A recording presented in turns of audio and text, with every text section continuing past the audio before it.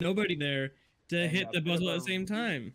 reconnect, and look at that. We said team Woo! fights are going in their favor, and there's the proof, guys. Despite how many great objective secures from Team Rocketo in the actual team fight, you cannot beat Kakuna Matata. They're so good. They just know what they're doing. I don't know if they're eating their Wheaties, if they're I don't know. I genuinely don't know. But they're drinking their milk, they're taking their vitamins, and they are just hitting as hard as possible. And they're ready for this fight, and who's gonna come out ahead? 5v4, four Super Squirtle Squad, and it looks like there's the Duraludon ult. It's not on the objective at all, and he's taken out because the Mamos one goes in deep, but it looks like Super Squirtle Squad coming way out ahead on this one. No surprise at all in that 4v5, and it looks like the Guardy getting three-piece before they go ahead and start burning the Regice down. Yeah, that was a big fight. I didn't see the very beginning of it. I couldn't tell if Mamo came in late or if the fight just. When did Unsung Heroes break top? Oh, probably when they dove that Buzzwell. Yeah, I believe that's correct. And now we can see the Regirock at half health, but it looks like it is all going to be Super Squirtle Squad right now. It is resetting, which gives a little additional time for the Unsung Heroes, but still. And getting red and blue buff off the map ASAP because Mons like Snorlax are going to be in there trying to take it and doing it with three people surrounding it. Three around him, and Jaggy goes ahead, grabs that red buff, and then gets out of dodge. This is absolutely wild, this game. We talked that it may be the game of the night, and I think right now they're living up to it. This is fantastic as the ultimates, the Unite moves getting back forth, and it's right now it looks like it's EXP Elite Four going ahead, starting to burn. Not a great situation though, because as you can see, that Dodrio comes in and just shreds, does all sorts of damage, gets a little two-piece and says, hey, I'm just gonna go hang out in this bush while our mime scores on your home base. Yeah, it felt like EXP Elite Four had a chance here with about a minute when it in a game that it felt like they shouldn't have had a chance to have a chance. But Dark Aura handled it well. I'm sure I said that horribly, but it was a fun one to watch for sure. T-Tar still, but now Black Soul Gen is actually doing so much recovery, and now it start the sweep by John Jai, who just comes in with a double kill, but now Palmer actually trying to survive as much as possible. Beautiful Unite move actually done by Abito, and now we are seeing Magikarp Clan trying to eat it up as much as possible as I need it. And it looks like, there's the Dodrio getting the Delphox. That's going to be a very nice kill. And hey, what a surprise. Dodrio doing work. Doing was good. Man, saved it for a second there. If they can hear us, Squirtle had a really good water gun to disrupt the Dodrio incoming drill peck. Out of Team Drip, 28 points on the board in contrast to 207. Interestingly enough, Cloud High is not running Flame Charge, but rather Fire Spin, and as we're moving into the team fight scenarios one more time, Buddy Barriers galore from hashtag Team Drip, and this is the danger of this particular composition, as the Gardevoir has already evolved, but they have no Unite move. Team Drip moving forward and getting those overdunks in for 200 or esports. 2 seconds left on the board for the 8-minute mark, which means Altara. Hello, everyone, and welcome to the Unite World Coronation League. My name's Rixel Pick, and I'm here with my friend Heisenchu of the Rock Wreckers, who's going to be guest casting with me today. Heisenchu, how you doing tonight? I'm doing great, man. I'm ready to be here. I'm ready to cast. All right, tonight we have a couple bangers for you here. From the looks of it, tonight, Thursday night matchups. We're going to go with, let me just pull these up. All right, we've got Unsung Heroes starting out against Aura Esports. They're both looking for their second win of the season here. Unsung Heroes is a team who popped in a little bit later in the season. They took the place of the After Party, who had to drop out of the league, unfortunately, but Unsung Heroes is a great fill for them.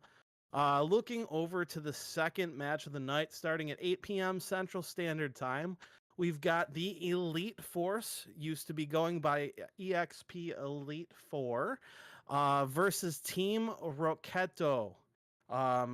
Both of them looking to get back into the contesting for a playoff spot later in the season. They're looking for their first or second win of the season here. Heisenchu, can you give us the third game of the night? I actually don't know what the third game of the night is. I was getting my stream set up during that time period, actually. So. All right, we've got Wasted Potential versus Dark Aura at 9 p.m. Central Standard Time. This Which matchup, is funny because that's the one I'm most excited to watch for sure. yeah, this matchup is the premier matchup of the night. We've got Wasted Potential at 2-2 and Dark Aura at 3-1. Dark Aura only falling to who used to be Kakuna Matata. They are going by a new name now, and let me just double check and make sure I know what it is. It's Ikige no Tsurugi. Okay, and that's their new team name, but that's who beat Dark Aura. They're the only loss that Dark Aura took. They only dropped one other game other than that. Wasted Potential at 2-2, looking to make a strong spot for the playoffs coming up in 5 weeks from now. All right, and then we have a couple other things that we're going to be handling this week. Most importantly, what we're excited for is this new patch that came out. Unite dropped a patch just 2 days ago that is going to heavily impact the games that we're going to be seeing today. We're going to have a lot of different picks and bans that we aren't used to seeing here. What kind of impact do you think this is going to make on us, Heisenchu? So I foresee like a lot of different effects on how it's going to have on how we do the drafting modes here at the Coronation League, how we do the multiple banned Pokemon as the draft goes along. You see a lot of nerfs happening to characters like Sableye, to characters like Scyther, and to single strike Urshifu rather. You see a lot of these characters who have been in all of these most banned characters throughout the Coronation League. A lot of those characters within the last patch received those really either passive or aggressive nerfs. Some people like Scyther is still kind of buggy, still very powerful, still very strong, but has a bigger risk factor to him diving in. Sableye's changes to all of his invisibility have like a big and important impact on that character. Some give, some take, but I think we're going to see a lot of Urshifu within these games. It'll be surprising to see if we'll see the buff that Water Urshifu received in these games, or if we're still going to be seeing single strike. See if that kind of balance has changed over the course of the last couple of days since the patch has come out. The biggest story is probably Hoopa. What will happen? How many teams are really going to commit to how much Hoopa is going to be affecting the general macro strategies of all of these players? Yeah, Hoopa is going to be a huge impact play here. It's going to really improve the macro play of a lot of teams that were struggling to get to objectives on time, struggling to cover lanes faster. It's going to give them an edge up on the other team. It's going to be interesting to see how often Hoopa is able to beat the other teams. Now, I just do want to note, going into this week, there are some bugs with some characters, and they will not be allowed to be played, so you won't have to waste bans on these characters. Those characters are Scyther, Scizor, Sableye, Cramorant, and Comfey. Unfortunately, we don't want anyone playing the Comfey just yet, because we need a week for it to be worked out and for everyone to be able to purchase it. Going forward, I think that what we're going to see is we're going to see the Water Urshifu have a big impact in this week here. A lot of teams have been practicing that Water Urshifu. It does so much damage so quickly, and it's very, very oppressive once it's coming out of that jungle spot at level 5. Dragapult also got a nice buff to the Shadow Ball. It got a 12.5% buff, so you could see that actually making Phantom Force a viable moveset with the Shadow Ball repositioning. Moving on, we have your your Psyduck plays of the week. We want to point out the little fun areas that we had here, whether it be casters, whether it be players, and just fat fingering an alt or misspeaking and thinking someone's going into the wrong jungle. But here are your Psyduck plays of the week.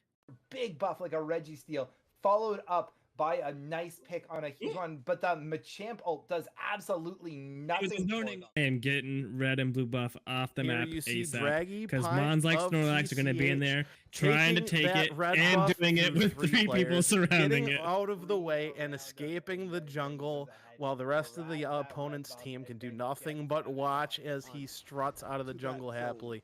And then you see this Gardevoir from poor Team Aura Esports here, just absolutely Stream, with y'all its didn't hear ult. me say And I don't know if you can hear the audio there, but you're going to see also one of our beloved casters talking about a Delphox invading a jungle that was its own. Off the map ASAP. Oh Because my Mons gosh. like Snorlax are going to be in there. It's trying so to frustrating take to it be a and doing player it to with like 3 deal with a people jungle surrounding invader it. and to have all of your supports there supporting you and still having like nothing that you can do about it. It's so frustrating to get that buff taken away from you early and not getting that level advantage. This Gardevoir ult is something. We saw a huge Gardevoir y'all ult didn't hear me mistake say in Delphox Rivals invade, finals. question mark? That was It's his own not. jungle, he was being a We big- see it at all sorts of levels. We definitely see it here at the Coronation League as well. It can happen to anyone. It happens to the best of us. It always will. Anyway, we want to get right into these games tonight to make sure this goes as smoothly as possible. Our first matchup of the night, Unsung Heroes versus Team Aura Esports.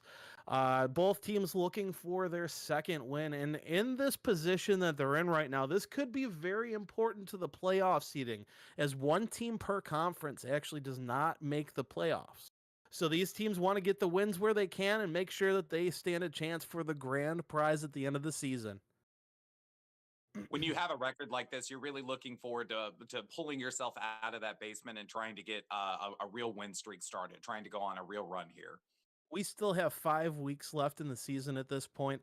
Anything can happen with any of these teams, especially with the meta shakeups that we're going to be seeing.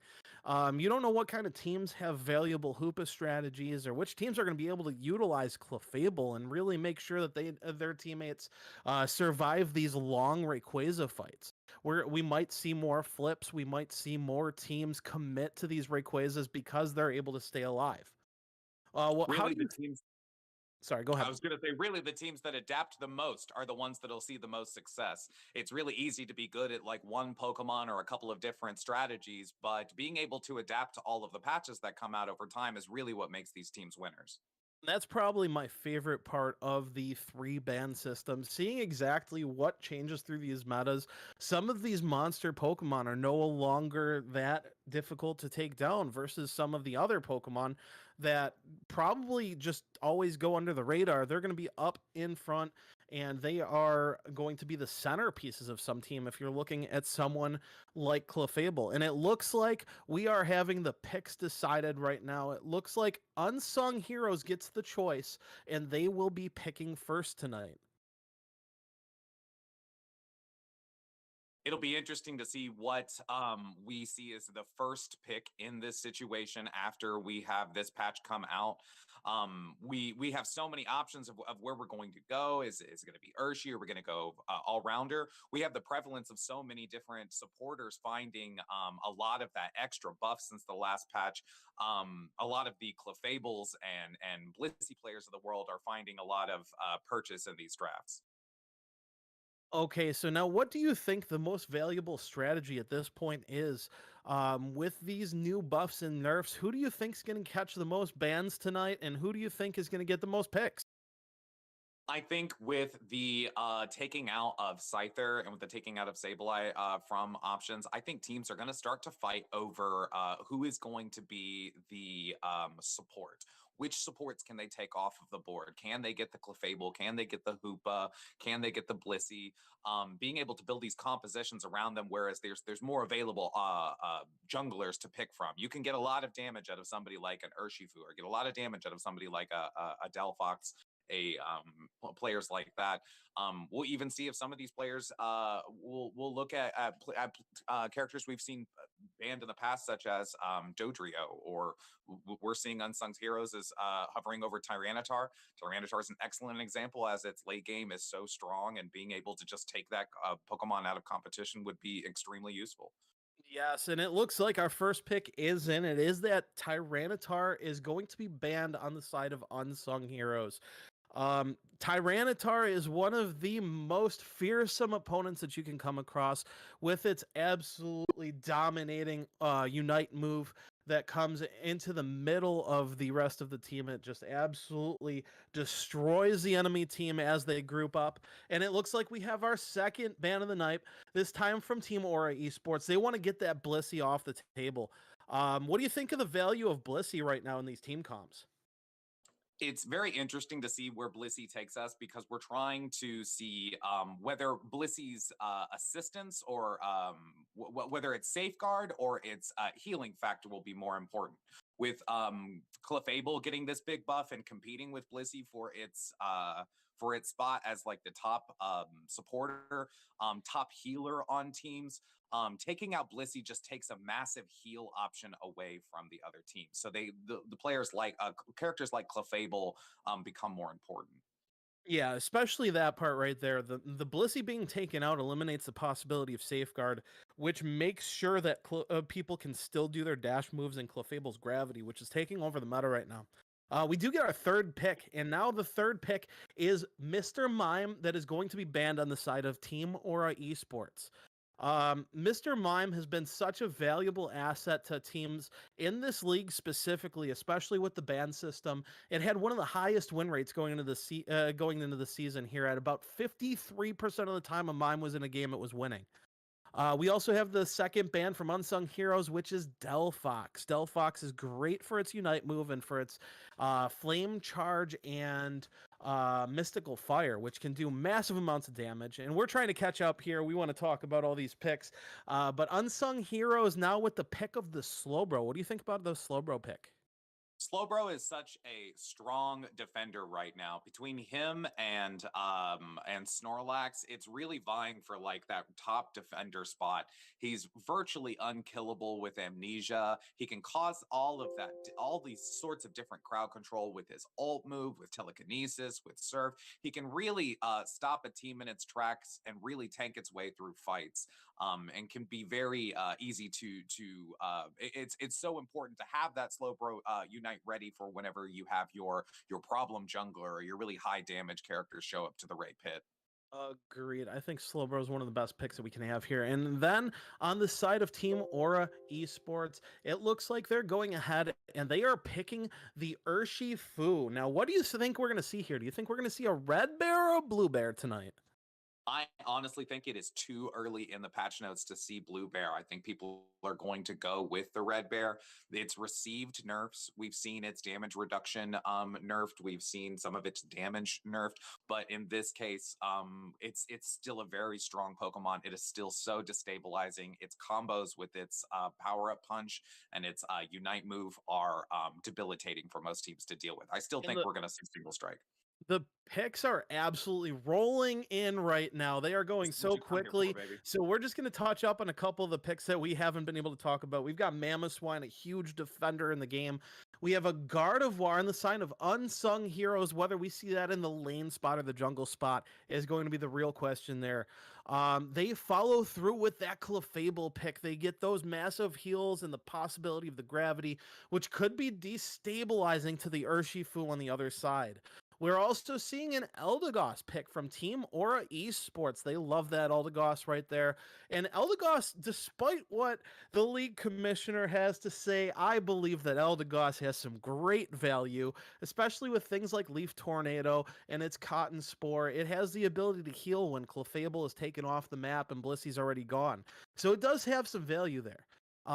Team Aura Esports then going with the Duraludon ban for the other side. They're trying to target these junglers on the other side because they want to force that Gardevoir to jungle. Absolutely. You can also see a lot of these teams starting to learn things about each other. We're 4 games into the season so far, and with still so much to play, these teams are going to learn things about each other and learn what to ban, what characters that these players are strong with. And you can be debilitating in a draft not by just deleting the strongest Pokemon, but deleting what your opponent is good with. And just as you said it, it looks like Unsung Heroes did their homework. They wanted to go ahead and ban that Cinderace that causes so many problems coming out of the jungle spot. We're seeing a lot more target bans this week than we are actually Pokemon that take over metas here. On the opposite side with Team Aura Esports, we have the Sylveon. Now, do you think this Sylveon's going to be going Hyper Voice or the Mystical Fire build? Based on what I see from the comp so far, you have such a punch capability with Urshifu. You have the charging capabilities with Mamoswine. You have Leaf Tornado as a possibility for Eldegoss. Having a real front-forward team, something that can barrel down and death ball into a squad, could be very useful in this situation. I think Hyper Voice might be the move that they're going with here. In my opinion, I think that it might be the Mystical Fire build. That Mystical Fire build is a sustained monster, especially when you have Clefable on the other side. I believe that they're going to try and stay alive as long as possible. Now, looking at the other picks here, Unsung Heroes is going with the Dragapult. This may be one of the first times we've seen Dragapult in the league so far. This thing is a monster ADC. It takes over the game if it gets enough kills, because as it gets the KOs on the enemy team, it starts to stack attack. Then they go with the Lucario pick, which you're probably going to see in that top lane there, stacking. And then Team Aura Esports goes for the Glaceon. Do you think this Glaceon is going to go to the jungle or the lane here? I honestly think jungling Glaceon in this situation with this comp would probably be the more effective move in this situation. You're looking for that long range poke damage, trying to get all of that damage out, try to get those Glaceon levels up quickly, try to get that level lead so that you can do that oppressive amount of damage. Absolutely. And let me just go ahead and let the league commissioner know we're having a little bit of a hard time seeing it from our screen. Because it is so small on our screen. Give me 2 seconds.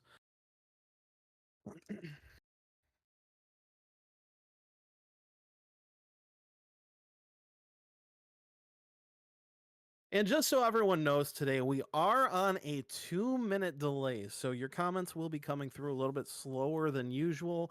So just bear with us if we're not able to answer any of your questions or anything like that. Now, we are going forward with a poll here, and which side do you think is the better, which side completed their draft better? Which side do you think stands a better chance to win this game here?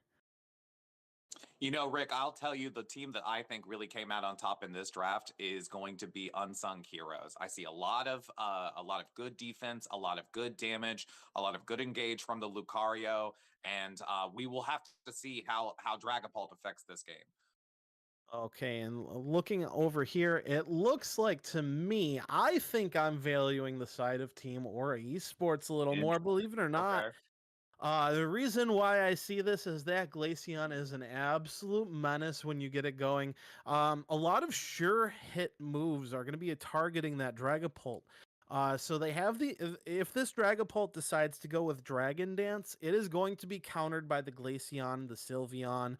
And then the possibility of that Urshifu going on with the I actually believe it might go Surging Strikes, just because of the fact that right now it seems with the cooldown reductions that it's received, it is a very, very strong pick. It is doing a ton of damage. Now the question is this Urshifu going to go into the top lane and fill the all-rounder role up there, or do you think it goes in the jungle? Because they do have a lot of potential junglers on the side to of go with the Red Bear.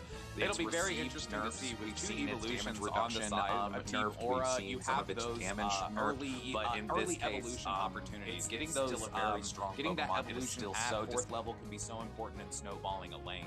You could see with a tank and with a support in each lane and an evolution in each lane as Urshifu jungles. I could absolutely see that as a viable strategy. All right, so looking over these team comps here, looking over the items, you're going to see that the Urshifu is stacking with the attack weight as well as the Lucario on the other side. These two are probably going to be in the top lane if they're stacking these attack weights here. And you look at the Mamoswine with the X attack. That thing can be a monster to this game, and it can absolutely destroy a game plan if it gets into the back line of the enemy team of Unsung Heroes. Go ahead and cast your poll predictions at this point while we get ready for the match here. You are seeing that Sylveon from Skunkle69 with the potion, which indicates that it will likely be a Mystical Fire Sylveon here. going to go with the Red Bear. It's received. All right, Rick, we're ready to get this started. We're ready to see what these teams can do. All right, and here we go. We have Saki Yuka going into the bot lane with this Slowbro, and they are sending the Ralts into the lane here while the Dreepy is in the jungle spot. On the top, we have Clefable and Lucario. On the opposite side, with Team Aura Esports, they're sending that it looks like the Sylveon into the jungle. They are doing a jungle split, splitting the jungle in half with the evolutions. The Kubfu is in the bot lane with the Eldegoss, and in the top lane, we have the Mamoswine holding the lane by itself right now. Very interesting leaving the Mamoswine alone by itself. It doesn't seem that the Clefable has caught on that the Mamoswine is alone, so he's not necessarily with his Lucario there, and he gets taken out by one of the Evolution junglers. The Glaceon comes up and sweeps him up with Mamoswine. Right, and the red team, Aura Esports, is pushing into the top lane right now on that Clefable, knowing that it's alone. In the meantime, they are fighting over this the bot lane here. The Ralts, they're separating. In the top lane, the Dracloak hops up into the top lane here for a gank for the 850 bees, and they're going to be oppressive here with this Lucario. They're able to push all the bees off to the left-hand side, while Skunkle69 unfortunately does not get much of it. The Glaceon is going with the Ice Shard for the lock on. It's actually Icicle Spear. I apologize for the lock on potential there against the Dragapult. Here we've got a level 5 Lucario, and we're just waiting to see which moveset it has taken. And it looks like it is E-Speed. We're going to see an E-Speed Lucario this game. I'm excited to see E-Speed Lucario. That's my main Pokemon right there. You can definitely see a division in where the two teams approach these fights, whereas Team Wasted Potential is doing the traditional 2-1-2 laning, whereas our orange team is it's hard for me to read on the screen. I'm sorry, it's very small. But where our orange team here is rotating in a more group fashion. They had 4 bottom at one point while sending 1 back to the jungle. Mamoswine mostly taking up top. We have Team Wasted Potential putting a big push on this bottom lane, scoring a lot of points. The Sylveon and the Sylveon not able to really combat. Eldegoss not able to give enough support. Urshifu comes in and sweeps everybody away, pushing them back. We're going to have a bottom bees fight here in about 7 seconds. And Skunkle69 goes down to the Dragapult. The Dragapult is stacking its kills here for Unsung Heroes. The E-Speed Luca is going to be a huge problem on these bees as it gets resets on every single bee here with its extreme speed. We have 4 down in the bot lane for Unsung Heroes, and Aura Esports is matching them. They have the Urshifu down here with Cash Out Khan on the Urshifu, most known for his Tyranitar play. He was Player of the Week last week. And then we have the Player of the Week this week on this team with Aquamarine. And it looks like they're going to go ahead and start battling this bottom Reggie. This is the Registeel. Registeel is one of the best buffs that you can have in the game with the 30% attack buff here. They are going to start ripping this, but they do have this Urshifu down here. It is a blue bear down in the bottom with the Surging Strike. And the Lucario goes down, but so does the Urshifu. Everyone's getting low. The Clefable goes down. Skunkle69 goes down. This is an even fight right here. 3 down on the right-hand side for Team Aura Esports, but they are just peppering this poor Mamoswine here. It looks like this fight's going to go in the favor of Unsung Heroes. They're going ahead and hitting the Registeel while it is healing. Team Aura Esports may get another stab at this refight here. We saw a tremendous amount of resources committed to this bottom Reggie fight. Both teams sent all 5 of them at about 7 minutes in time, looking to try to get this objective. It is so important for these teams to gather. We see them picking each other off. Lucario picks off from Team Unsung Heroes and looks up top to pick up all of this experience, while they are still able to complete that bottom Reggie objective and get that shield that they. If you look in the replay, at the bottom right-hand side, you see the Dragapult's able to take that Registeel. So now they have this attack and special attack buff, as well as the shields. That looks like they are going to force this fight in the bottom lane right now.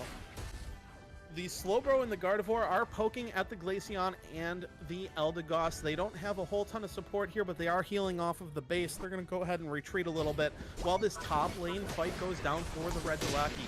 And a big gravity comes out from the Clefable, stopping the Lucario E-Speeds, but the Lucario uses its Unite move and takes out 2 right there. A huge KO streak. Now they've got 3 KOs on the side of Unsung Heroes. This Extreme Speed Luca is doing a wonderful job making sure that it's zoning for its team while they're taking down the Regieleki. We see a big ult from Slowbro, who is trying to zone out all of the team wasted potential as Unsung Heroes were going to drive the Regieleki into that goal and take it.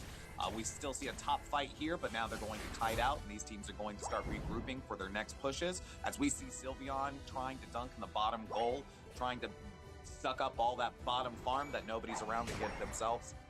And the top lane fight went about as well as Team Aura Esports can imagine with losing that fight. Unsung Heroes was able to get that Regieleki, but it crashed into a goal with 18 points on it when the Regieleki is only worth 20 points.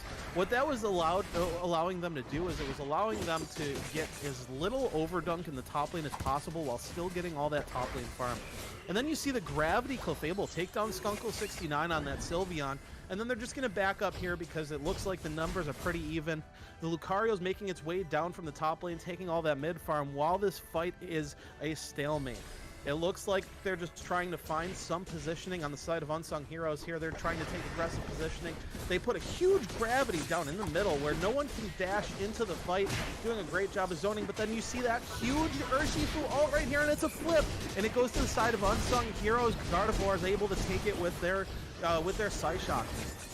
A tremendous amount of zoning from that Clefable. He was able to go in, gravity, and all of our orange team is not able to really get effectively in on the objective, and they're able to secure it pretty handily. We're seeing here that this bottom objective only has 3 points left on it, so we're going to see a massive amount of overdunk for our Unsung Heroes at this point. Massive 47-point overdunk in this bot lane. The score is now 209 to 79 in the favor of Unsung Heroes. That Dragapult is stacking KOs. Its attack is going up and up and up, and we have a level 14 Dragapult, while on the other side with Team Aura Esports, the highest level on that side is a level 12 Mamoswine, which is interesting to see. You don't usually see the defender leading the way. Glaceon ticking into level 11, but they're trying to push this Mamoswine right now. They're trying to force it into a fight, and they do. The Mamoswine cannot escape with the gravity there, but this Kisumi Luca is just absolutely crushing the opposing team right now. It's doing so much damage. It has hit that level 13 power spike while they force this Regieleki to go down right before the time where Rayquaza is about to spawn. Here we see Team Aura Esports trying to farm up as much as they can, while also kind of watching this Regieleki, making sure that it doesn't go in just for free. If I'm on the side of Team Aura Esports, this Regieleki is probably the least of my concerns, though, because this Rayquaza is about to spawn in a second, and it looks like the side of Unsung Heroes has their positioning set. Yeah, absolutely, Rick. This Unsung Heroes is taking aggressive positioning, finding themselves in the bushes on the side of Team Aura Esports. Team Aura Esports is trying to get their way into the Rayquaza pit, but they're unable to find so. They find themselves in this hallway as Team Aura comes in. You see ult coming from the Gardevoir. You see Mamoswine charging in, trying to take out that Gardevoir from doing that damage. There's just trades going from side to side, but we see... Team Aura Esports able to take down 4 of the opposing Pokemon from Unsung Heroes right now. This fight is going in the favor of Aura Esports right now as the Mamoswine was able to sneak behind the line and force chaos in the back line of Unsung Heroes. And it looks like they're going to go ahead and rip this Rayquaza. They want to get this thing off the map as fast as possible with as few of the Unsung Heroes players as possible there. A huge gravity from Clefable, and this goes down to the Clefable on Unsung Heroes. Talk about an unsung hero. This Clefable just saved the game.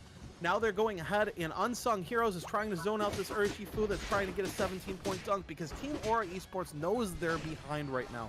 The minute mark has passed, and they got the notification saying they're behind right now. So Unsung Heroes is actually just using their Rayquaza shields where they get that 30% buff to their attack and special attack. They're using that to fend off the onslaught from Aura Esports. Team Aura Esports is able to take all of Unsung Heroes players out of that Ray fight, save for Slowbro, but really it shows that this game is really decided by who can score these points, effectively take Rayquaza, and effectively defend Rayquaza. And in this phase, you're going to see Unsung Heroes pull out this victory. Unsung Heroes with a well-played game right there. They had a game plan from start to finish, and they're going to go up 1-0 on Team Aura Esports. Unsung Heroes, the newbies of the league, are doing a great job making their name known at this point. Absolutely. What I saw, Rick, in this comp is the Lucario showing a ferocious effort of dominating the top lane, constantly putting them in positions to where they can take that Regieleki while still showing a large force down at those bottom objectives, gaining that experience, rotating to their different objectives, and just showing a strong force here against Team Aura Esports. And Sakayuka over here with the MVP with three KOs and 15 assists. Aquarine, your player of the week this week on that Dragapult, just being an absolute menace to Team Aura Esports. 10 KOs, 13 assists, part of 23 KOs on the other team. I'll tell you, Rick, the MVP in my heart is really Clefable in this match. Being able to secure Rayquaza and the zoning that it did for its objectives, as well as just canceling out the other team with its gravity, was very invaluable. Ace Annika with that huge gravity at the Ray Pit. It seemed like no one could make any kind of move on the Rayquaza because they were there. They dropped that gravity there. None of the dash moves were working, and then they secured it with the gravity stomp. You love to see the supports take the objectives, especially with that 20% extra damage that they do to objectives because of their role. 100%, Rick. We're seeing these supporters take a front and center role after this patch has come out. And it looks like we've got huge damage on the side of Unsung Heroes. Trainer Arca with that Gardevoir with 100,000 damage. Not too far behind Aquarine with 93,711 damage. On the other side, leading the way, Skunkle69 with 81k damage. It looks like the tanks on the side of Unsung Heroes really doing their job, taking 75 and 73k damage. Meanwhile, the most damage taken on the other side with Aura Esports, 91,000 damage taken by Skunkle69. What do you think Team Aura Esports needs to do better this next match in order to take their first game? Really, what I saw from Team Aura early is some really unique approaches to how they rotate and how they send out their Pokemon at the very beginning of the match. Where they really started to falter is having a significant response to the Lucario taking their top farm, taking their top goals, as well as being able to pull the trigger on taking these objectives. They were unable to take the bottom objective in several instances, and they were unable to take the Rayquaza even with a 4-1 lead. All right, and it looks like we're getting ready for the second round of picks and bans between Unsung Heroes and Team Aura Esports. We're looking over to see who's going to be getting the first pick here. It is Team Aura Esports has the choice whether they want to go first or second at this point. Heisenchu, what do you think that you would choose personally with a first pick? If I were picking first in this situation, I would most likely try to pick something that I felt was going to give my team the strongest ability to sustain these fights. These two teams are engaging with each other in a very group fashion. They're always constantly fighting. We're seeing a ton of damage taken and a ton of damage dealing out. You want to have those supporters that are going to be able to get your players, your carriers through these fights. I 100% agree with you. It looks like that Clefable was a massive problem for the side of Team Aura Esports. They were able to do the 82,000 healing, okay, and that is the difference in a lot of those team fights. You saw the bottom Reggie fights happening, causing the Clefable was causing Team Aura Esports just to not be able to outlive the enemy team. We're going over to the second round of picks and bans here, and it looks like Unsung Heroes now picks up the Tyranitar as their first ban. That is a respect ban in the form, in the direction of Cash Out Con. They were our player of the week 1, and they used that Tyranitar to absolutely cause chaos. Then from Team Aura Esports, we're getting a ban on the Blissey and the Clefable. What do you think about those bans so far, Heisenchu? Now, I could have told you, Rick, that Clefable was going to get banned. Now, they banned the Blissey in the first round. We're going to see them banning the Clefable in the second round. This Team Aura Esports is just trying to take away all of those strong support options so that they can have them for themselves. You see the Tyranitar getting banned on the other side. It's going to come down to which of these two teams is able to sustain themselves through these fights. I 100% agree with you, Heisenchu. Clefable was a must ban, if you ask me. Clefable is really what set the difference between Unsung Heroes and Team Aura Esports last game because of all that healing that was able to be dealt. Unsung Heroes just out-survived. There wasn't much more to it. Now we're seeing a second ban from Unsung Heroes. They are going to ban the Gardevoir pick. The Gardevoir was chosen by Unsung Heroes last game. Is that correct? That is correct. It shows that they're probably going to be coming up with a bit of a different drafting strategy this time. It's very interesting that they would play a Pokemon knowing that ban a Pokemon knowing that the other team isn't necessarily trying to pick it up, but maybe these teams just have a little bit more knowledge about each other and know what these characters can do in these other players' hands. Team Aura Esports has been known to have a Gardevoir in the back line, just kind of waiting for a couple bands to go by. They have picked that before. But Unsung Heroes really made that Gardevoir useful on their side of the team, but it looks like they're trying to keep Team Aura Esports on their heels with a brand new strategy so that they can't counter it. They go ahead again with this first pick on the Slowbro. We're waiting on Team Aura Esports' first pick, but that Slowbro was a problem in that first game, especially with the Slowbro ults that can override literally anything in the game. What do you think the value of a Slowbro on a team is? So we see Unsung Heroes pick Slowbro in the first pick recently, and they're picking it first here again. It's very interesting to see it getting picked with such priority, but it shows well in the fights that Unsung Heroes is putting forward. If we're talking about sustainability, Slowbro is really going to offer that crowd control, that alt cancelization.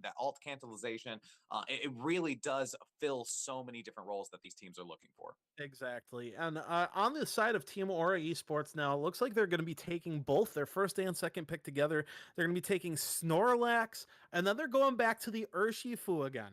They must have a lot of faith in this Urshifu because it wasn't really able to do much in the first game, but they have seen more from that Urshifu. They know that it can do more, and they're going to give it another go.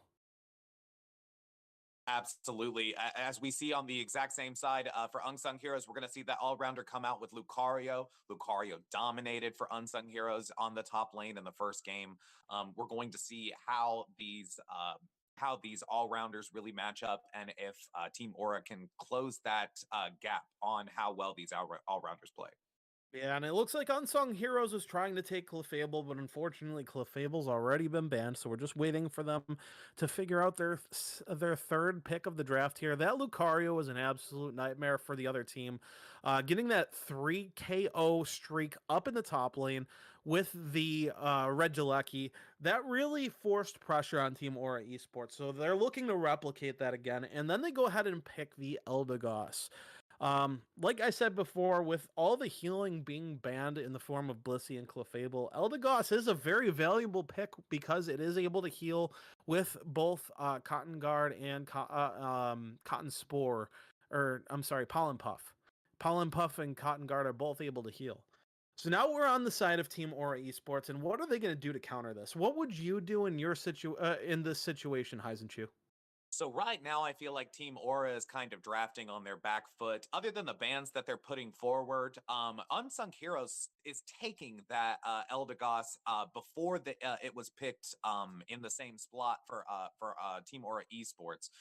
By them banning that Blissey and that Clefable, taking that Eldegoss and securing that healing is absolutely important. If I were to try to combat it, you see Team Aura Esports is going to be attempting to pull in Wigglytuff. We're going to see if that Wigglytuff is going to be able to offer enough CC to push these teams through these objectives. If Team Aura Esports was looking to stop that Lucario from doing what it was doing, Wigglytuff is the perfect answer for that. Absolutely. Wigglytuff's Cute Charm passive, anytime it's hit by a melee move, when the Cute Charm is up, it stops you from using your move and it pulls you towards the Wigglytuff, which is extremely difficult to E-speed through. You have to have great timing with full heals in order to make the most of those E-speeds with a Wigglytuff on the other side. Do you think we're going to be seeing a Sing or roll out Wigglytuff today? Genuinely, I think you're right on the money there, Rick. I think we're going to see a Sing Wigglytuff today. I think they're going to try to trap that Lucario in and shut him down as well as they can.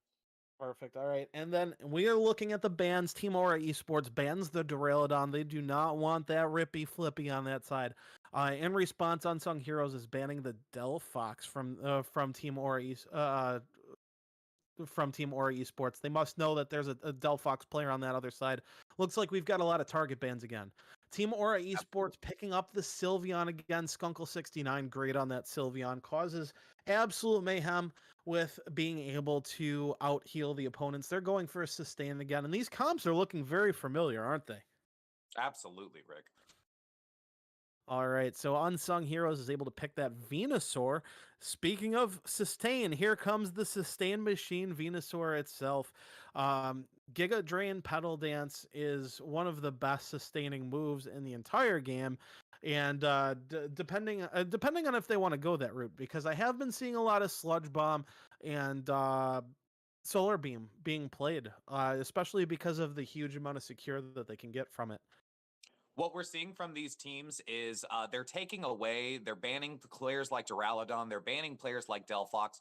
They're taking away a lot of that AoE, that area of damage and effect moves that can really flip these objectives. If you add a player in like Venusaur who has that high sustain, couple it with high sustain characters like Slowbro, like Eldegoss, you can really start to see yourself plowing through team fights. Absolutely. And then it looks like Unsung Heroes taking that Cinderace for the jungle role, most likely. Venusaur will probably be played in the lane in this game. On the side of Team Aura Esports, what would be the best way to respond to that? And it looks like that's going to be Glaceon for them. They're going with the Glaceon again. Do you think that we see the split jungle approach from Team Aura Esports again? I genuinely do. I think that Team Aura is playing from a space of comfortability. They have a plan. They have an objective that they want to accomplish within the first minutes of the game, and I'm sure that that's where they are trying to snowball from there. We're going to have to see if the picks adjustments that they've made, how they've chosen to ban Clefable, how they switched out for Wigglytuff. We're going to see if those choices are able to affect how well Team Aura has been able to handle team fights.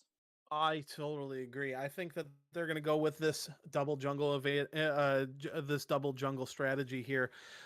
It seems like Team Aura was very happy with the way that their picks lined up initially, and they don't want to fix what isn't broken. There were just a couple things that they could not beat because of the sustain of the Clefable. They think that without that Clefable, this same team comp stands a very similar chance. They went with a different defender in Snorlax, and they went with the Wigglytuff because they weren't able to get the Eldegoss. But this has the potential to be a very, very good team comp here. Nothing to stop the Urshifu like the Gravity from before. Who do you guys think is going to take game 2 here? Genuinely, I believe that Team Aura Esports has added a lot of value in their Eldegoss and Venusaur combo.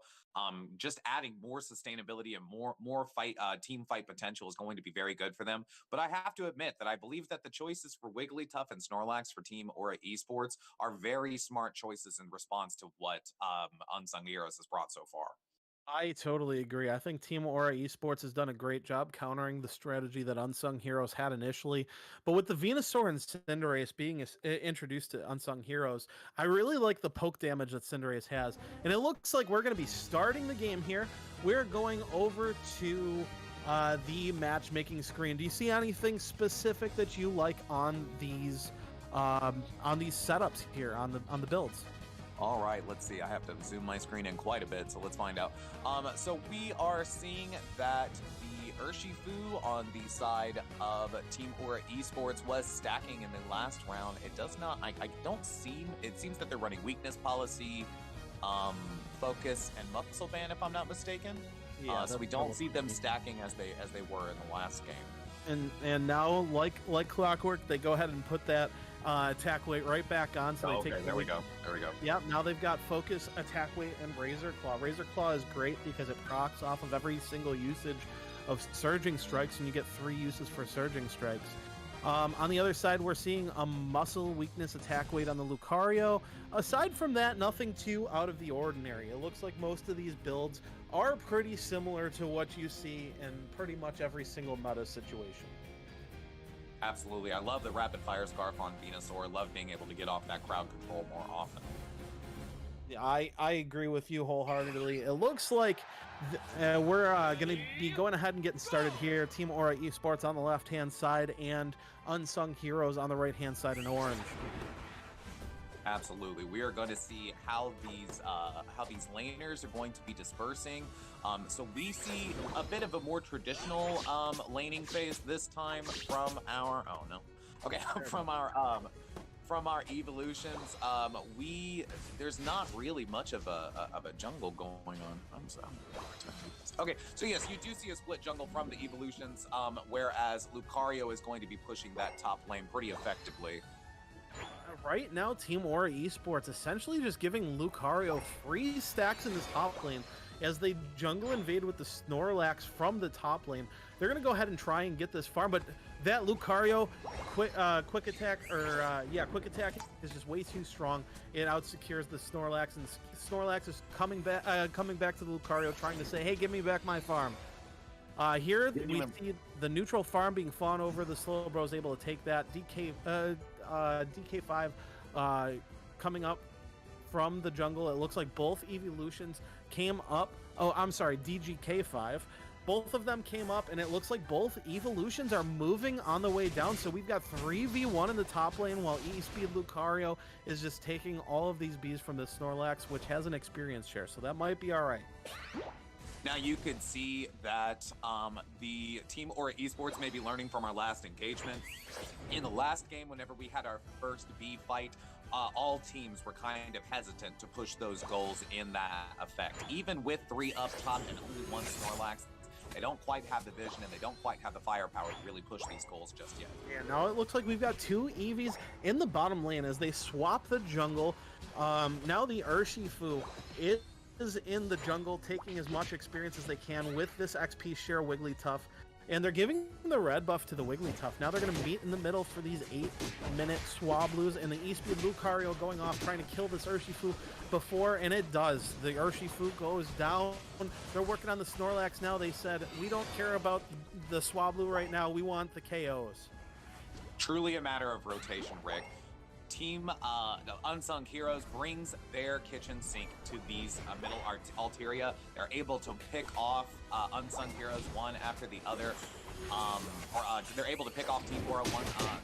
Unsung Heroes is able to pick off Team Aura one player after another, but they're coming back now, trying to make a push for these bottom bees that are going to be spawning in just a moment here. We're going to see a big team fight here. We still have the Lucario, who is pushing from up top, picking up all of that farm. We have a 4, or even a 3v5 matchup here in the bottom, as the Cinderace is also working its way through its jungle. We'll see if they make a push on this bottom rung or if they wait for the objectives. All right, so we're splitting up a little bit as this bottom Reggie spawn. The Lucario is still stacking in the top lane, trying to make sure it gets its 6 attack weight stacks. And it looks like we're just waiting for this team fight to break out. The Snorlax is looking for any kind of engagement it can get. Right now, they're searching for vision on the side of Team Aura, and they're going back to the Reggie. They're going to start on this thing. It is low. It is low. They're going to take it. Team Aura Esports, the Sylveon, Skunkle69 with the secure on the Reggie steal, which, again, one of the best buffs you can get from the bot lane here. And it looks like they're going to be pushing this goal. Right now, Lucario going through the jungle, taking the jungle of Team Aura Esports. And they are pushing this goal very hard. It's 2v5 down here. The Cinderace is able to come back, but they're not able to stop these scores. Lucario with a big Unite move, trying to take down this Glaceon, and it's able to take down the Glaceon, but it looks like it might be caught, especially with that Snorlax block.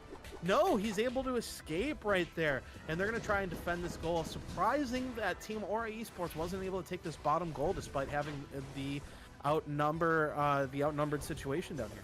Absolutely. They win the team fights. They're able to push in. They're able to score a couple of points, but they're not able to actually capitalize and take that goal.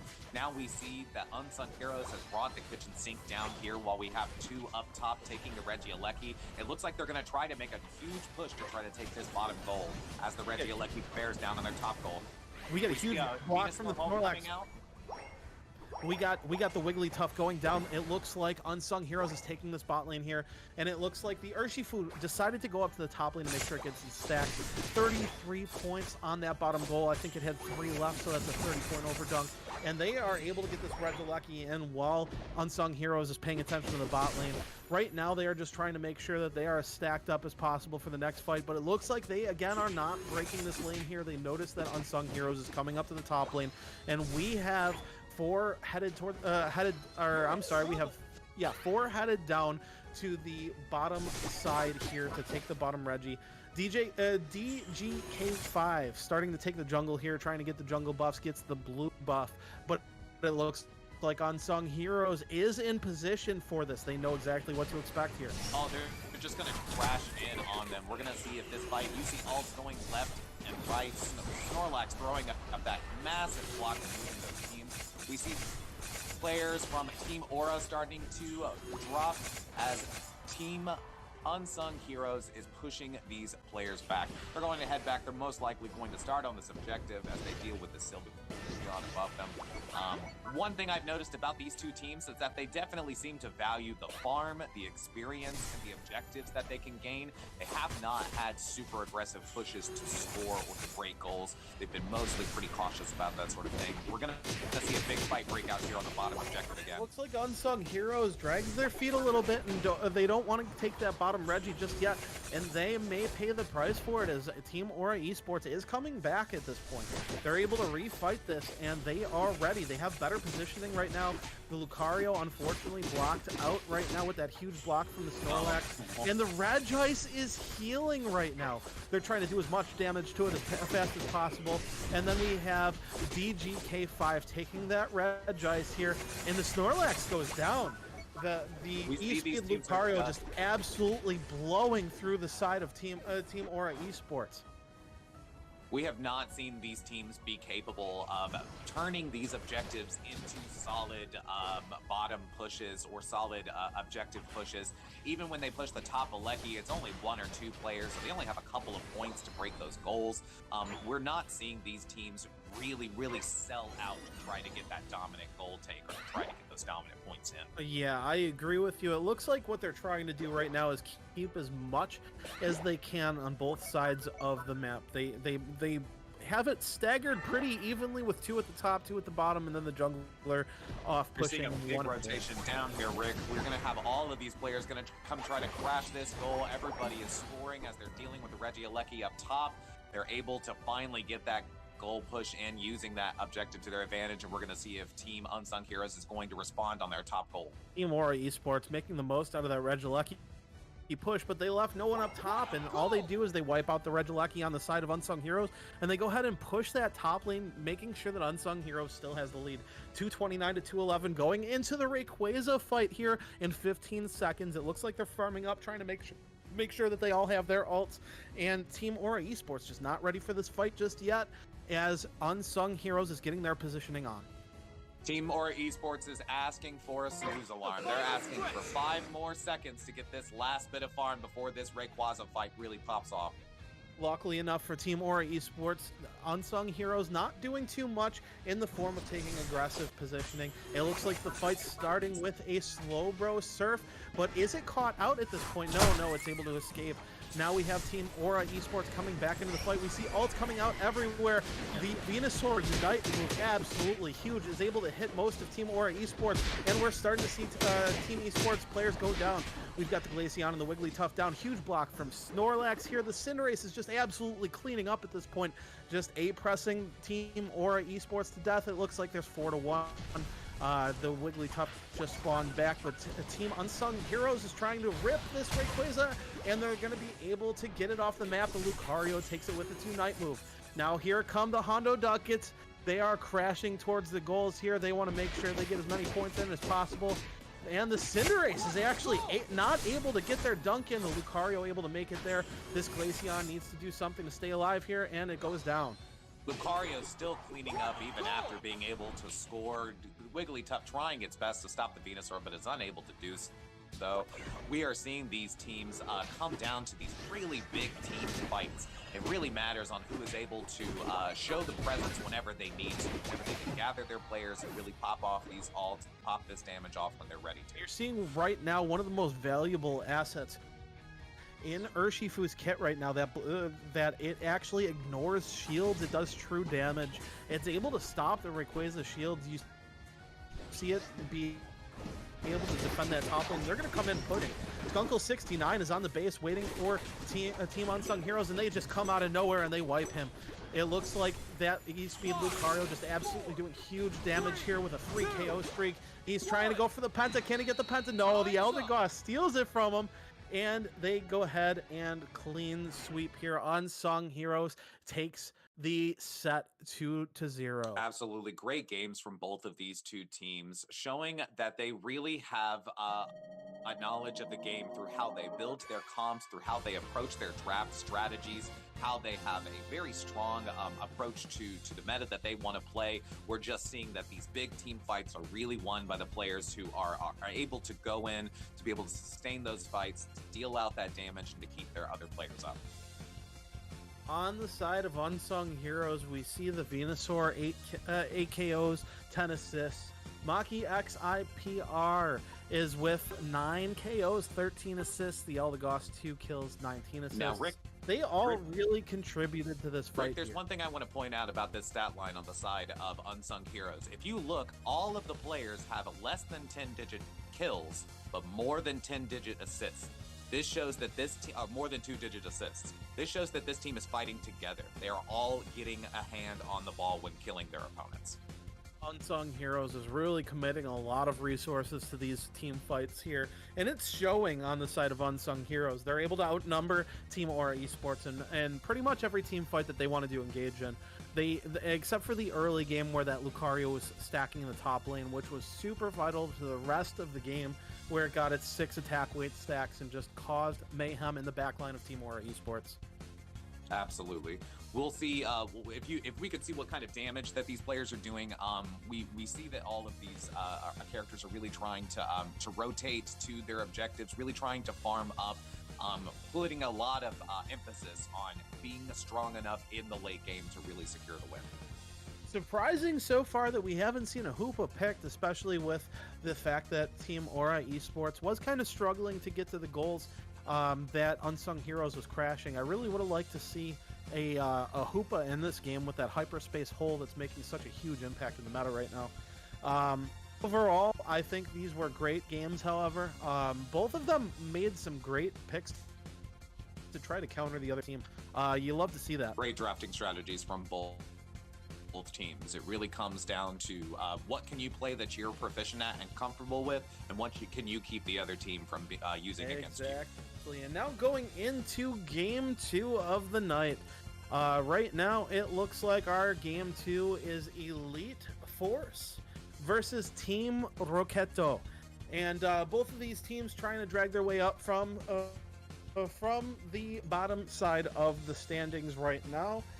Elite Force, I believe, is 0-4. Team Roquetto is 1-3.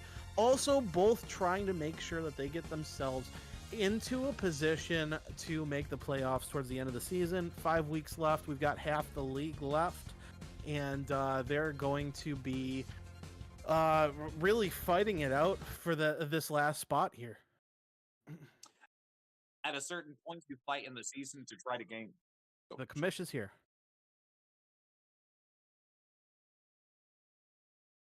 Okay.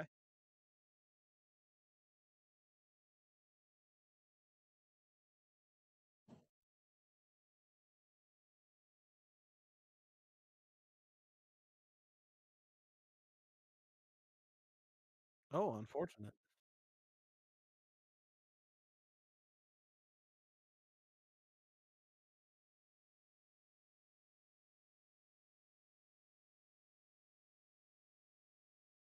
All right. Well wishes to EXP Elite Force. We hope you guys feel better. And Absolutely. so now, what should we discuss? How about the player of the week? We don't have the player of the week on today, but they will be on tomorrow. They are Aquamarine of Team Unsung Heroes.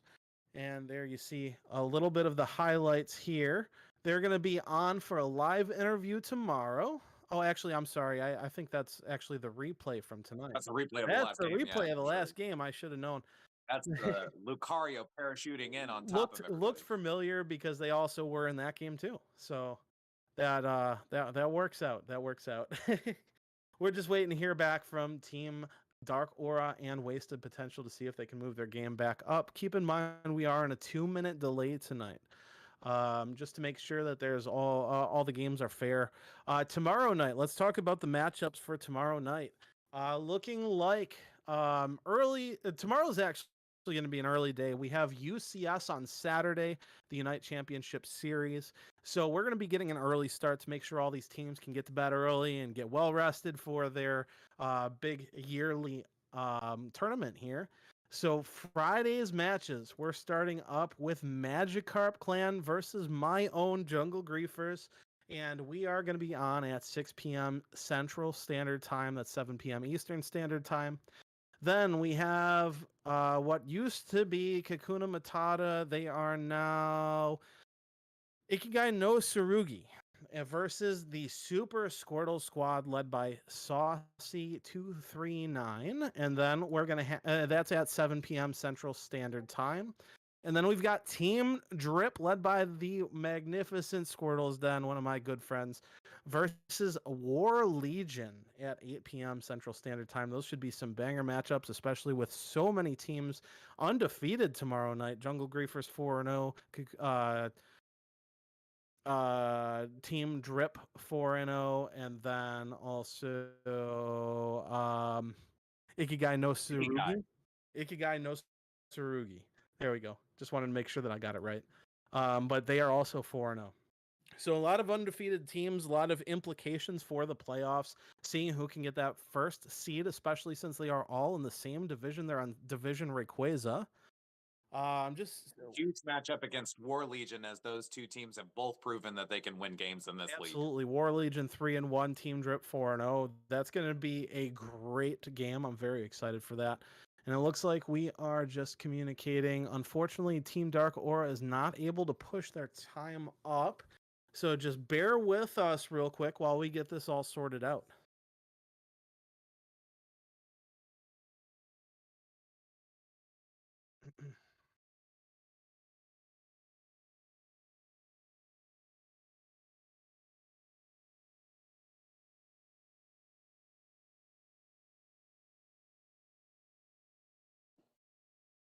All right, and then we're going to go ahead and talk about the patch notes just a little bit more while we're killing time waiting for the next set of teams to be ready. And it looks like a lot of new implications with this new meta here. Unfortunately, we're not able to see Scyther or Scizor be utilized here, so we don't actually know the amount that the nerfs are going to impact these players or these Pokemon, just because of the fact that they are banned in pretty much every major tournament right now because of a couple bugs that they have. Looking over Sableye, Shadow Sneak, its invisibility has It takes longer to go invisible now with Sableye. Urshifu Rapid Strike, the cooldowns have been buffed on Surging Strikes, and also a little bit of damage, it looks like. It also, with Liquidation, it is a little bit different to how the shields apply. It's more beneficial to the player. As well as that, the boosted basic attacks take a little bit more time off the cooldown for Surging Strikes. Hasn't you care to go in about Clefable? Sure. So Clefable has been the really one of the biggest stars of this patch so far, getting its buffs to its healing moves, getting a buff to just the general damage on secures for supports in general is a really important for how these teams work so far. You're seeing that it is being implemented so much in these games now, just because of its amount of healing, but mostly because of its gravity, its ability to be able to cancel out all of these different dash moves from all of these very strong Pokemon right now is really invaluable. I agree. I think Clefable is one of the biggest winners out of this patch here. Um, Talking about other winners of this patch, how about you talk about Hoopa a little bit? What do you think the implications to Hoopa's hyperspace hole and the time resets on its portals? How do you think that's going to impact the meta? You know, it's truly interesting, Rick. We saw Hoopa being used in most of the world's games last year. Its ability to port players from one place to another. It really needed these buffs to these moves to be effective in Thea Sky. We were working in remote stadium in our last year's competitive scene. We have a different map now in this year's World's Champions. We are seeing Hoopa get this buff specifically to make it more viable on this map type. It'll be very interesting to see these players that have played in these championship level settings before, who have these experiences with Hoopa, come into the meta now. I would also add, Rick, that the one big point here is that in last year's Worlds, there was no draft mode. You were seeing teams play the same comps against each other. So there usually were two Hoopas in every single game, and everybody can port out from one place to another. With the implementing draft mode, Hoopa being on only one team and not on the other creates a bit of a lopsided effect in the ability to transport your team from one place to another. Exactly. And for that very reason, I think that we're going to be seeing a lot of Hoopa bans come through because Hoopa makes it very, very difficult to out macro your opponent's team. With being able to transport between lanes so quickly, it's very, very hard to get off lane pushes. It's difficult to surprise the enemy team at all because if you just keep the Hoopa in one of the lanes by one of the goals, you can always adapt to your enemy team and where they're going to go. It takes out a lot of the acquiring vision of the game. So one team's going to have to be very, very, very cautious about where they're walking because they can be outnumbered at just about any minute. Now, also seeing with the Mr. Mime now, a lot of the things have been changed with Mr. Mime, especially talking about its power swap. It seems like the power swap numbers have gone down pretty significantly, along with the movement speed that power swap increases, as well as the healing that it gets. How do you think this is going to impact the Mr. Mime play in the game? Genuinely, we've seen Mr. Mime play through since its reworking. Whenever Thea Sky was launched, Mr. Mime has been a staple in Pokemon Unite winning compositions. It has such a diverse toolbox to work with and fills so many different checks so many boxes on what you want to accomplish as a player. With the decreased role in how much it's able to heal, we might see a little bit less usage of Mr. Mime. I honestly don't believe that we're going to see a lower pick rate. I think we're just going to see more barrier. We see that barrier is one of the most effective moves in the game at being able to stop different Pokemon. So many Pokemon that usually have hindrance resistances like Tyranitar while it's charging with Ancient Power still can't get around a Mime barrier. So you have so much utilization for this character. It's still very strong in how it does damage. It's still very good at securing, and it's all Unite move is still a very unique ability to dive in on opponents and change those large team fights. I agree with you, Heisenchu. They did nerf the damage to confusion just a little bit, but it does not impact when you push a player into a wall. So we're going to see a lot more picking of confusion and barrier, or confusion power swap, even if they really value those heals. But I don't think that Mr. Mime's going to be affected too much by this, because a lot of teams were turning over towards the barrier confusion build anyway. Mr. Mime's going to be pushing plenty of people up into lockers and taking their lunch money. I agree with you, as it has done to me very, very often. Now, go ahead and give us the rundown of all the changes to Urshifu. What do you think about that, Heisenchu? So as far as Urshifu goes, I could not be more happy with the changes that have happened to Urshifu. I am personally, I think that this character is very, very, very good. I think its single strike move over the last since its release into the meta has been really defining. The damage reduction that it was dealing with and the amount of damage that it was able to deal out, and its true strike abilities, its secure abilities. It was such a nasty force to deal with. Seeing the nerfs to its damage reduction in single strike mode, as well as the nerfs to the overall damage that it does, really makes it feel like it is a much more balanced Pokemon. I still feel that we're going to see this Pokemon a lot. It still does so much in this current meta, and it is still so much feared, still getting banned in different scrimmages and matches and games.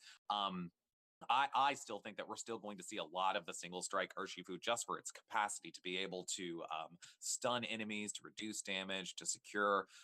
As we see, you mentioned all of the different effects that we have being buffed in Surging Strike. It's really going to be interesting which one of these two options from this same Pokemon that you're going to see in these major competitions like the UCS games.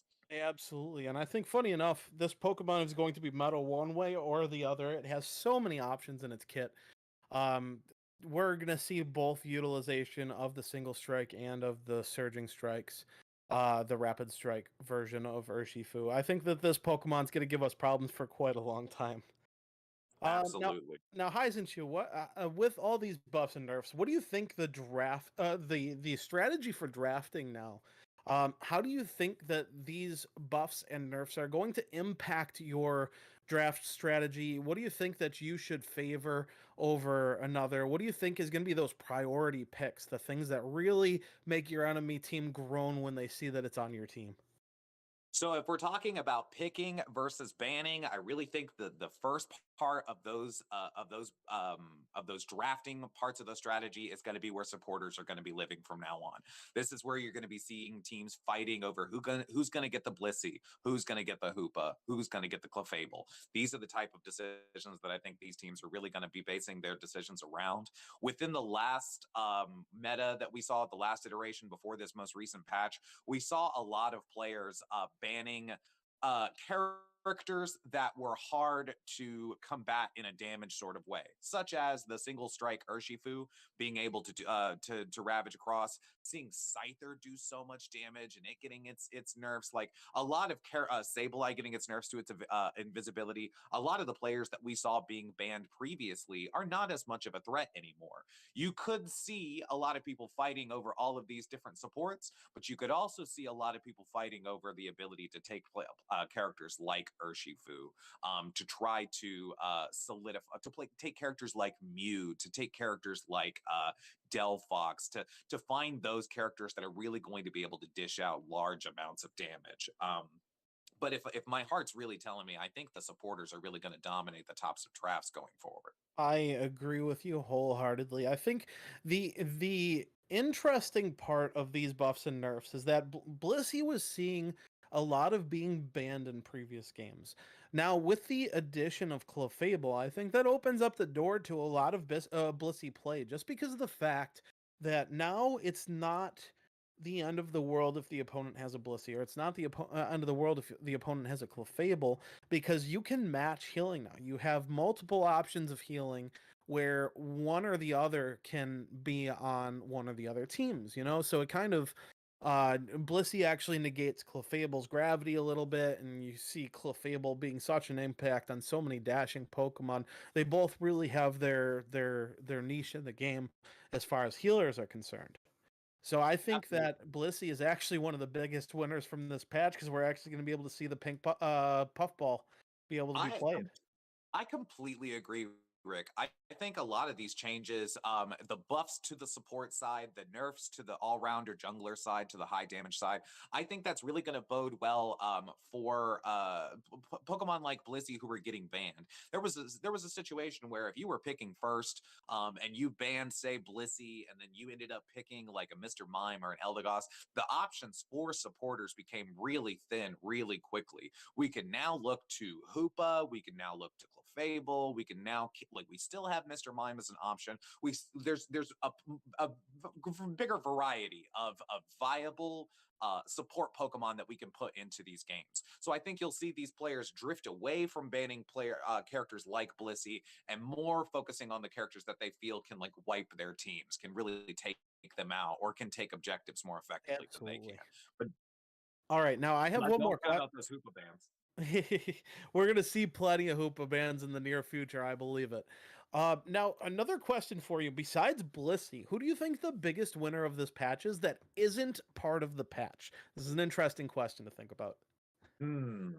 Interesting thought. So if we're thinking about that, we're thinking about like what are the characters that really affect the meta so much? If we're saying that Hoopa is going to be added to this meta and going to be used on a lot more teams, you're going to see a lot more characters that are picked around being able to like port in and do damage. I think Slowbro honestly has been a big winner of this patch. With its ability to sustain and to call out these different and to pick out these different junglers or high damage dealers with its ult. A lot of these characters have received these nerfs, so being able to pick out that one really dangerous character on the other team can be pretty beneficial. I'd have to say maybe Tyranitar could be a big benefactor of this patch. Tyranitar can sometimes be a bit slow and lumbering, but Hoopa ult and the Tyranitar is just there. Hoopa ult right on an objective. The Tyranitar is right there to come in and ult and tirade. It's hard as the other team to be prepared to deal with something like that. So I love that you said those two Pokemon because those aren't the Pokemon that I had in mind, but those are definitely viable options here. I think that the biggest winner of this patch that isn't involved in this patch is actually Delphox. Reason being, you're going to be seeing healing from everywhere. You're going to see healing on every single team. You're going to see the Clefable. You're going to see the Blissies. So what you're going to see is that Fireworks Unite move is huge in reducing healing from the enemy team. So if you can drop the Unite move on a goal, it pretty much negates a lot of the healing from the Clefable, from the Blissey. It's going to be able to create opportunities for your team to push goals. You could absolutely see Delphox being a big counter to Hoopa as well. If you're thinking of Pokemon that you want to have on your side whenever the enemy team shows up and gets all ported in, having that Delphox ult to cancel out so much of what the other team can do, and having all of that firepower to throw at them in that big area is really useful. I agree with you. And here we're going to have a couple words from the league commissioner about the situation that we're dealing with right now, where our game has been postponed. The 8 o'clock Central Standard Time has been postponed. So we're going to be talking about what we're going to handle from here.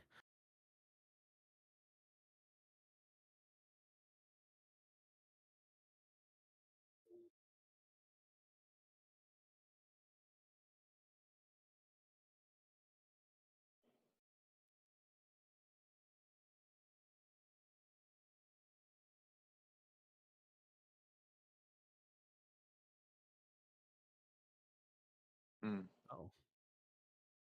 All right, so stream apparently could not hear the commissioner as he was talking, so just bear with us while he gets his mic situation figured out. On what he was going to say to y'all. I thought you guys could hear. We were just getting the inside scoop, apparently. The inside scoop is right. We were very attentive. There it is. So chat, one thing I do want to say is that right now EXP Elite Force and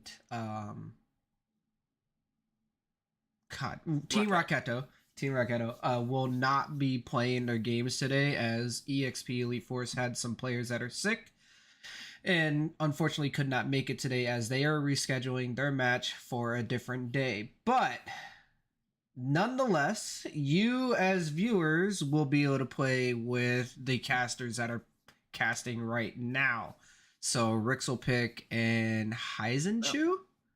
We're playing. Oh goodness. Yeah, we're so playing you guys Heisenshu. are gonna be playing, and you're gonna be shown live on stream. Oh wow.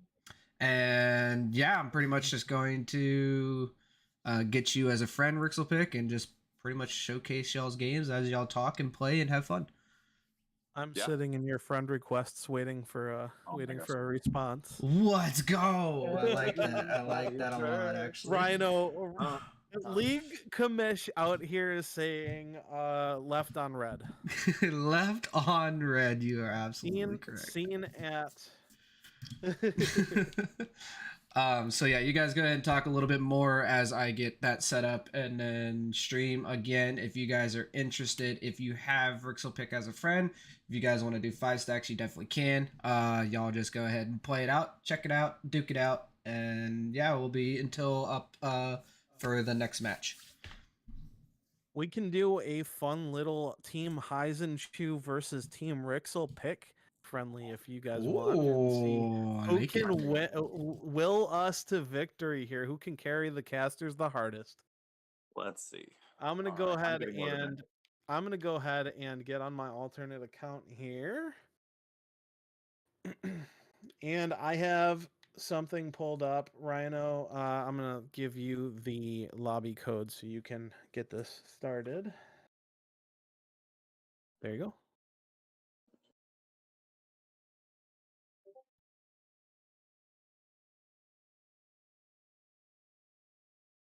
Or Team Raketo, waiting for the answer.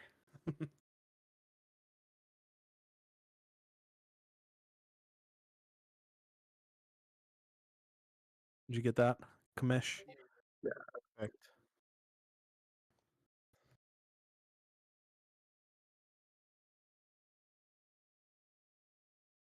Alrighty then. And it looks like I may be casting the final match by myself, by the way. All right. All right, I am logging into the game now.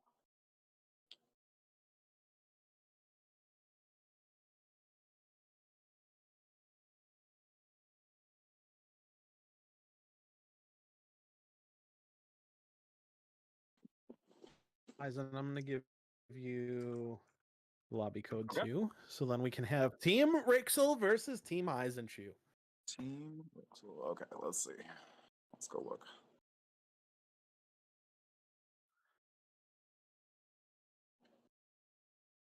My team logo. Interesting. Do a float stone. Oh.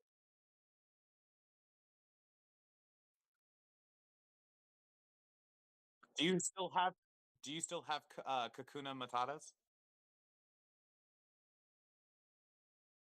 I was gonna say like okay. No worries. Oh no.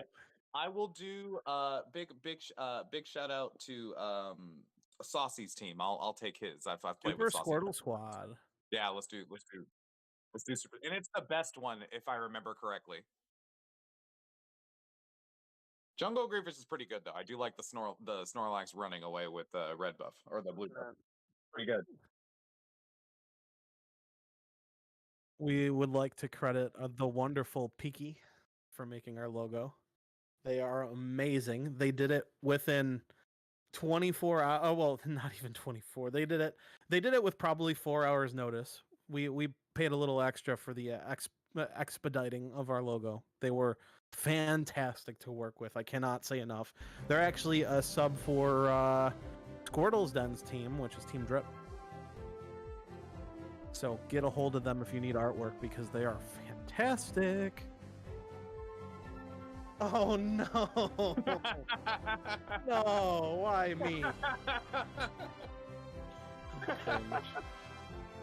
He probably doesn't know what's going on. I bet he's not watching. Oh, he knows what's going on. Oh yeah. Oh, Spencer he knows. gets his sinister fingers in mini soups.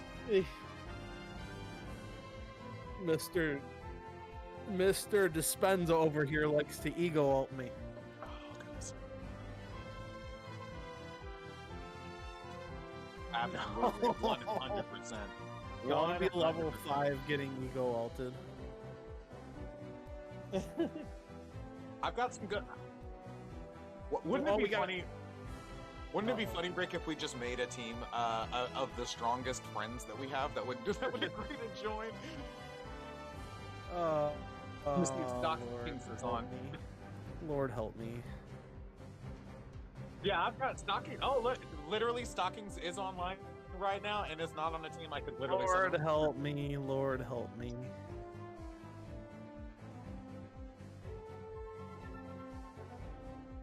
Here, I'm gonna put the lobby code in chat. So first come, first serve. I wish I had enough clout that if I sent Stockings from match request that they would pick it for sure. I put the lobby Just code wish right I in was chat. that- So whoever wants to beat up on me, now's your chance. Let's do it, y'all. You can pick which side that you want to be on Until Heisen Choose fills up. until I switch you. Yeah, until.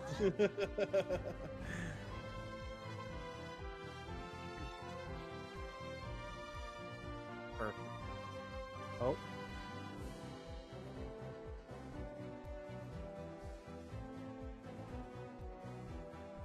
Oh no.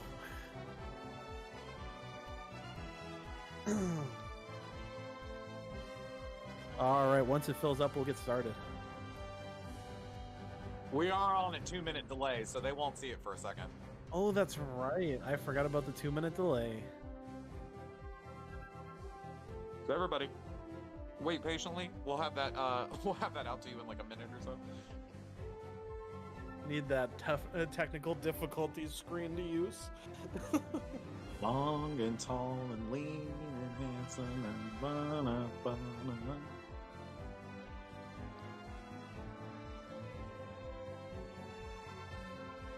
This will be my Coronation League debut.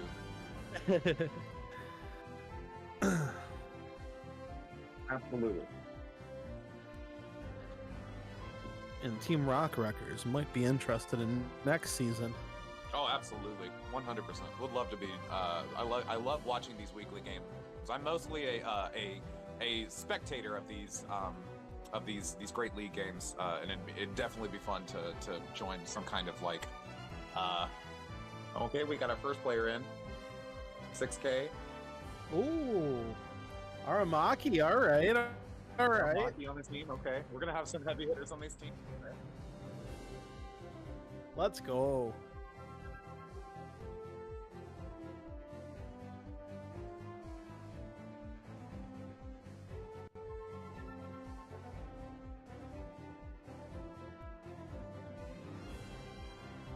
Whew.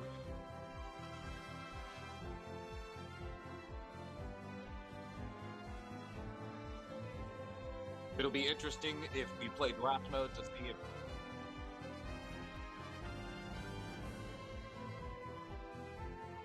The delay. Yeah, it's unfortunate that we have to have a delay, but it's better for the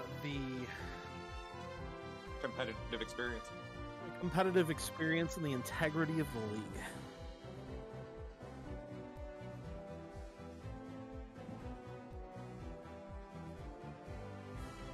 No, you have to cancel the whole stream to do that.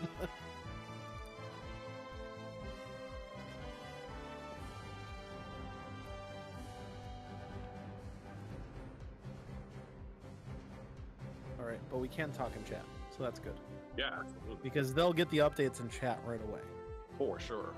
I've decided I'm going to start typing in there and get people in that way.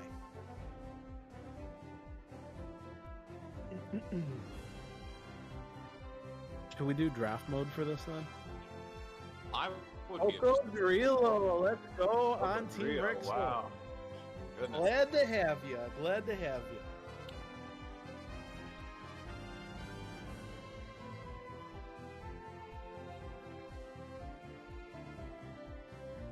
We got Septile up in here. All right.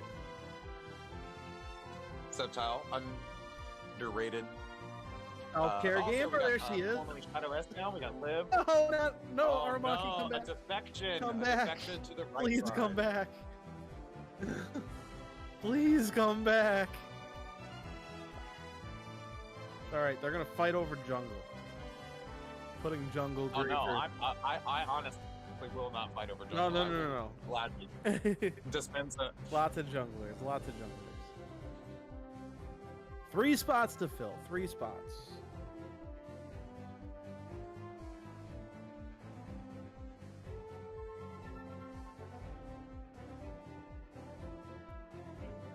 It's all right. We'll wing it. We'll wing it. We're all Make it good work. players. We got a all right. Raketo player in with us. What is the name of the Unite Coronation League's Twitter? If there is one. I gotcha. I'll Oh no! How'd that happen? Cringe.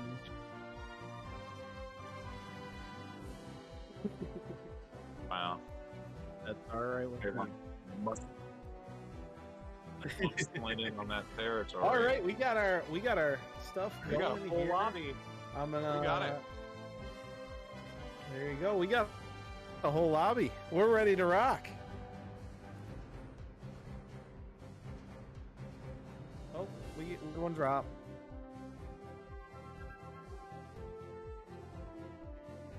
Yeah, I think that's what we have up. Yeah, we have it up. Yep. That's what I got up.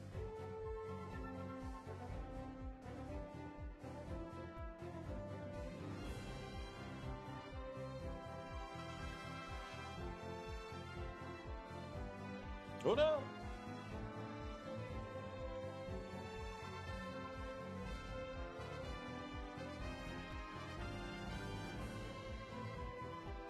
Dispensa's gonna like lock in. Ego alt me. He's gonna like the first pick he's gonna make is like, I don't know, like Talonflame. Yeah. I'm gonna play something that I don't normally play. Oh, we got Ice Cram. Nice cram. I see he's on a team. Good. Let's see. Hey, we got teammates now. What the heck? Now we got All right, teammates. there we go. All right, need one more. We got teammates. Let's see. I tried grabbing one of your teammates who's on right now. We'll see if he'll bite. We'll see if this fish bites. There we go. All right, let's do it. Yeah. Good. Start her up before we lose any more. Yeah, let's go.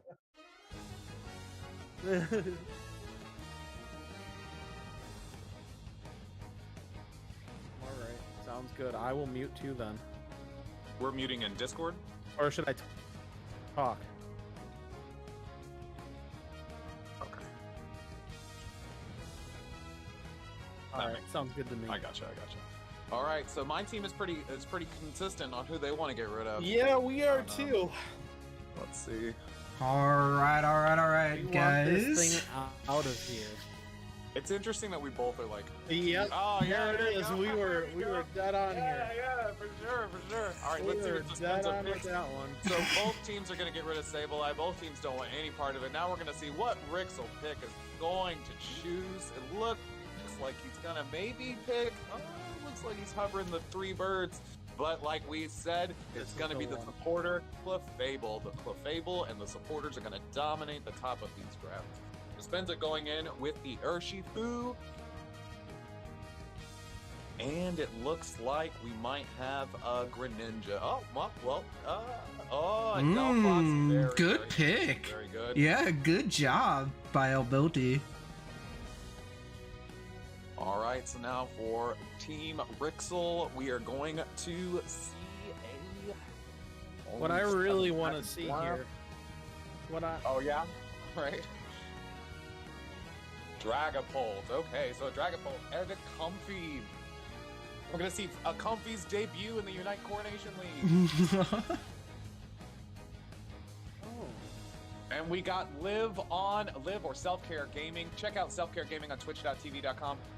She is great, but she's going to be picking the Hoopa. We have Cocodrio, who's going to be looking at Cramorant, going to be looking at Absol.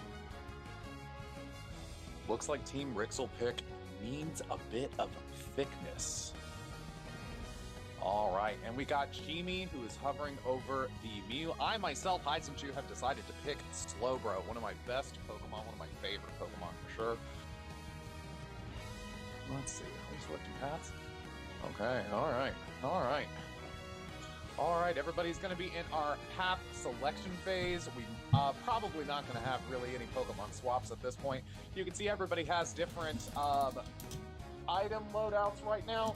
We've got 2 EXP share on the side of Team Heisenchu on the Hoopa and the Slowbro. We've got energy amps on both the Delphox and the Urshifu. And then we have a full special attack loadout for the Mew. And I do not play Clefable, so this should be interesting. This should be quite good. One thing I noticed right off the back is that Team Rixelpick's team does not seem to have any sort of tank presence whatsoever. We'll see how well that goes. We're in trouble. looks like this might be a team fight game. We'll have to find out. All right, we're getting launched into this now. Here we go. We are in trouble. All right, we see that Team Heisenchu is pushing 5 into the jungle. A very interesting strategy of taking all of the players and going after all of the buffs at the exact same time. It is a little bit crowded as the team is not super coordinated, but it worked out all right. All right, we see Rixelpick stacks in on the top side. We'll see if he's able to out-secure the Delphox and the Slowbro. Oh, he is. He was able to get that one. Oh, man, he's really running. He's out. He's out of there. And the Sylveon is on the way back to base level. already. Sylveon's getting it. Ice Cram is getting all the way up and level. Oh, no, wasn't able to get it. All right, good secure by Rixelpick there. Alrighty, I just need a little bit of farm. I just need to get a little bit. Come on now.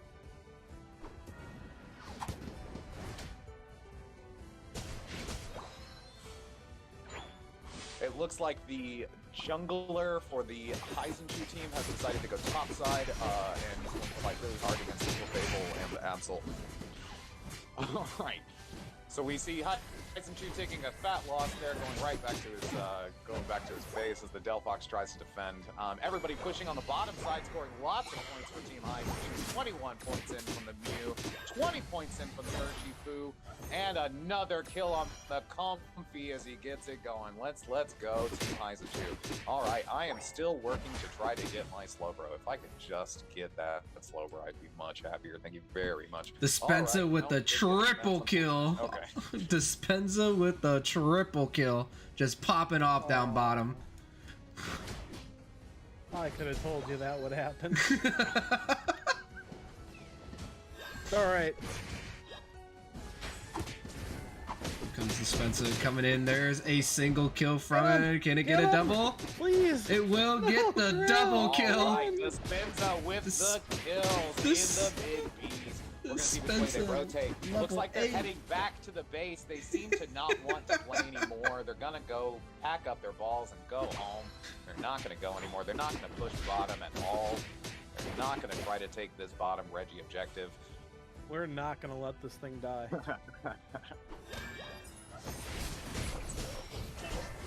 Big skulls coming out to the Comfy. Let's go. All right.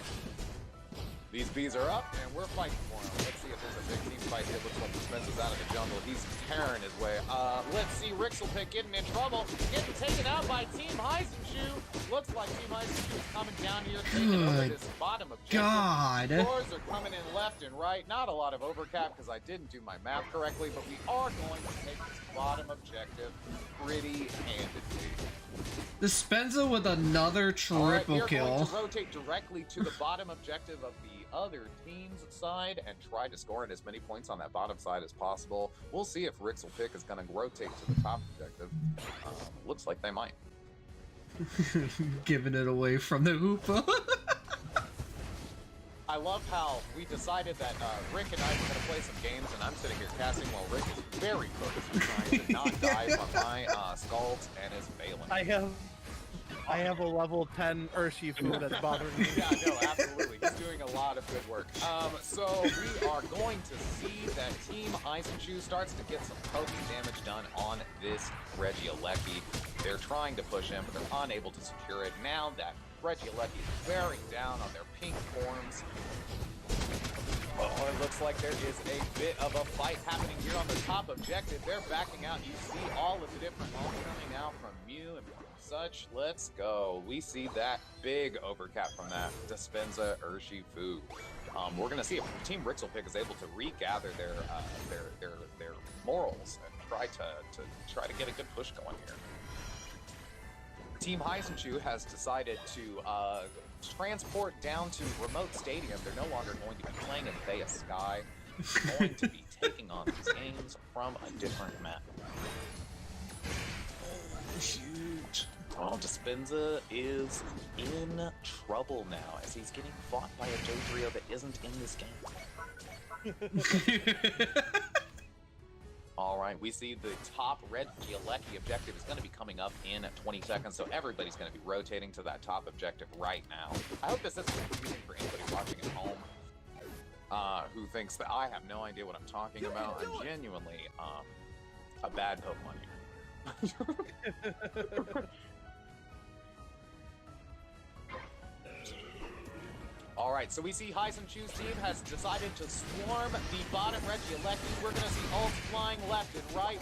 We see the Hoopa Unite coming out. Why did I get these Unite rolls? Getting torn apart. Rixel himself getting taken out. And we have a full 5-team wipe as Team Heisenchu takes that bottom objective and takes out all of Team Rixelpick. We're going to see Rixelpick is coming out to try to fight.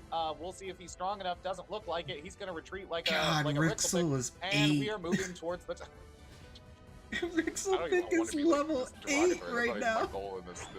Do not play this Pokemon at all. It's very funny, though. This is good comedy, though. It is very good comedy. I forgot that I shouldn't be first. Right. That's what I thought about that. I was like, Dispenza will be first. I'll let him be first. Yeah, I forgot that I shouldn't be first. All right, both teams are going to be going at it here at the top. Oh, it looks like Comfy, not attached to anyone, is going to be scoring in the bottom goal.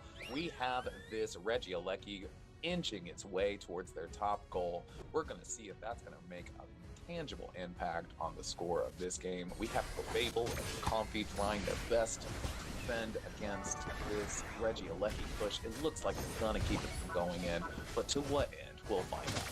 All right, Absol taking on Slowbro, but doesn't think that he has the juice to take him himself, so he backs out. All right. Good kill by Cram. It looks like Team Rixelpick is able to stop that. Let the push still focus on trying Comfy to get out ult? of there. As Team Heisenchu decides to have a tea party in the middle of the enemy's jungle. If they could just find them in the middle of the enemy jungle having their tea party, they'd be able to win this game. You're in trouble. We now see that Dreadnought is starting to appear. Yes, the Regieleki has decided to randomly become Dreadnought, and is, of course, the most important objective in the game. Most important.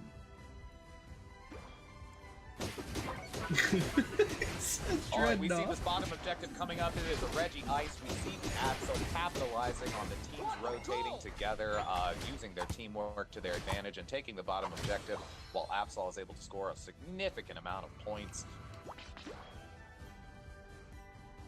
Hoopa ban. We have the Rayquaza coming up in 15 seconds. We're going to see how these teams are going to interact with each other, whether or not they're going to draw at a huge team fight. Looks like these teams almost are got ready for Dispenza. this action right now, honestly. We're going to get a big, fat Slowbro ult on this Sylveon as Mew comes in to help them clean up.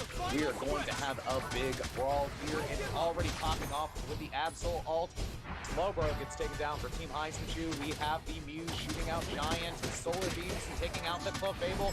The Rayquaza is at half health. Now we have the Giant Hoopa ult coming in, and all of Rixelpick's unit is taken out. This No. means that Heisenchu's You team is gonna guys be able to had sweep such up a the huge fight. objective. Oh, and the surrender votes come in. That will be one in the books for Team Heisenchu. Ouch. It hurts. It does I hurt. should It have played definitely does. something that I normally play. I just forgot that I couldn't swap. It's so funny that you picked Clefable. I feel like I put that idea in your head 20 minutes Like, ago. wait a second, hold on. I feel like I tricked you 20 minutes ago into picking Clefable. Everyone everyone. but Dispenza getting a GG. Oh yeah, I bet. I could definitely believe that for sure. Oh, Let's see. cringe. Dispenza with the 14 kills. All right, looks like Everybody we're doing a going job. to have our game Excellent. between Dark Aura and Wasted Potential. It looks like they're just about ready here, so they're gonna get this thing rolling. I appreciate the opportunity, everybody. This is probably going to be where I'm going to hop off for the evening, but I really, really enjoyed casting these games with everybody. I really enjoy the Unite World Coronation League, and I hope you all have a great night tonight, guys. All right, and now I am in the reins here. I'm taking charge. So it looks like we're going to be getting this this pick and ban system ready for the next fight. We got Dark Aura versus Wasted Potential. Dark Aura led by Get Yoshi, phenomenal jungler, and Wasted Potential with Palmer and Bloomer, your casters here. They're we're ready for a banger here. This is the premier matchup of the night. We got Dark Aura at 3-1, Wasted Potential at 2-2. Let's see who's gonna get first pick. Wasted Potential with first ban here, so they're gonna start things off for us. We're just waiting for the pick and ban screen to come up, and for the league commissioner to feed me the game and the stream. Yeah, hold on 1 second.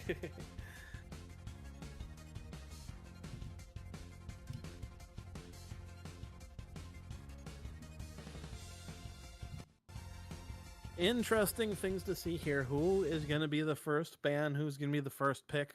The interesting thing about pick one is that you kind of get a luxury ban on the enemy team.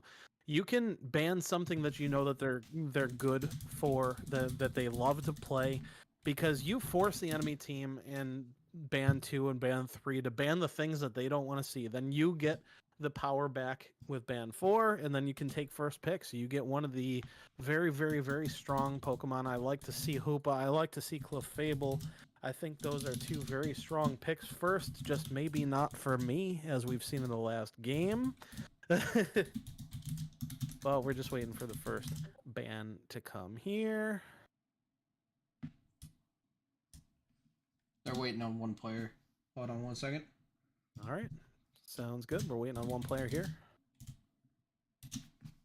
I never know if you're actually talking to the stream or not at this point. So. This time I am, yes. All right, perfect. And I figured out why you are getting the small screen. No, the why you're hearing me. The doubling. Mhm. That makes sense. Okay. I'm listening to a chorus of Rhino right now. Huge Which is- chorus. Yeah, huge chorus of Rhino right now. La la la la la la la. We got the built-in harmonies there too. Mm-hmm. All right. All right, Wasted Potential up first. They're just waiting on a player, and then we can get started. They are here. Let us see what they're going to go with first. Will they go support like we've been talking about all night, or will they have other things in mind that they want to take care of? First ban's a very, very interesting point.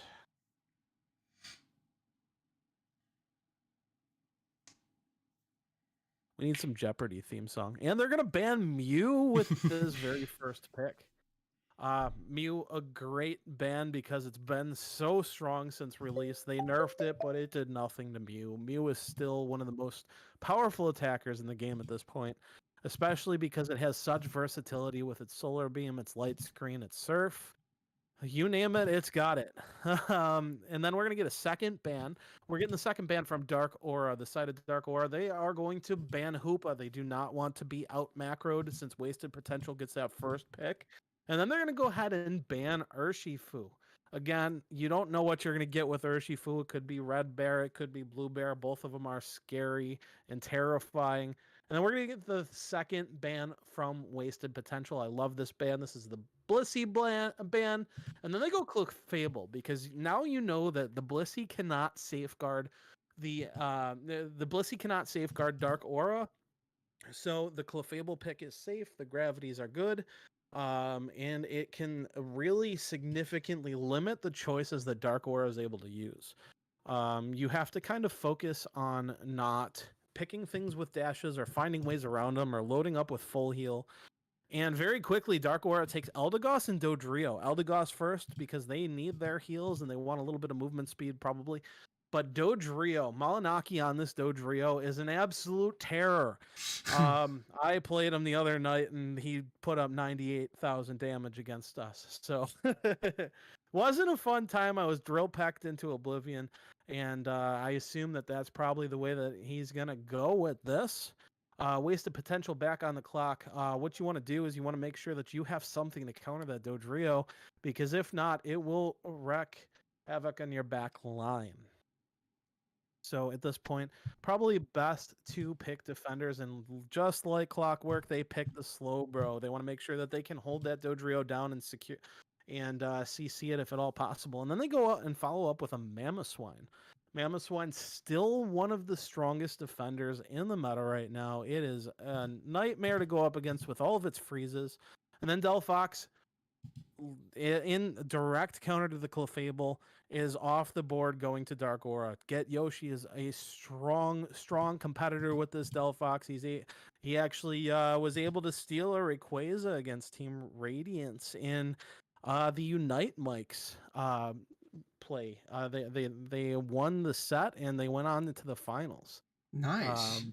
Yeah, it was a great time, and Get Yoshi was a big part of that on that Delphox. Then we're looking at the third ban from Dark Aura. We've got the Tyranitar. Yeah, you don't want that Tyranitar to go into your game plan and mess things up. Bantomb has actually been getting a lot of play lately, and that is heavy CC. That could cause a lot of problems.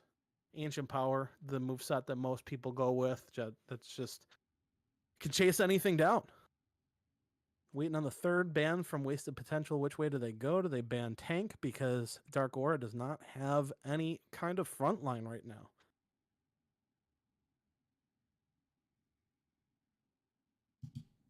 And they do go ahead and ban the tanks here. We are looking at a Snorlax ban from the side of Wasted Potential.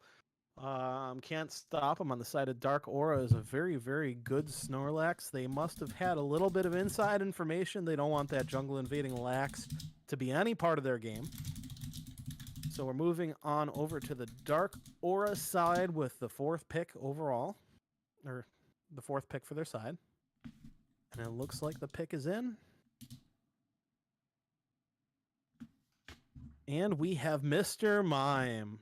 There we go. We know the Mime got the nerfs in this most recent patch here, but Barrier Confusion Mime's still very, very strong. You can still cause problems with the power swap, Mr. Mime. It will cause nightmares for your front line because it can pretty much CC anything that moves.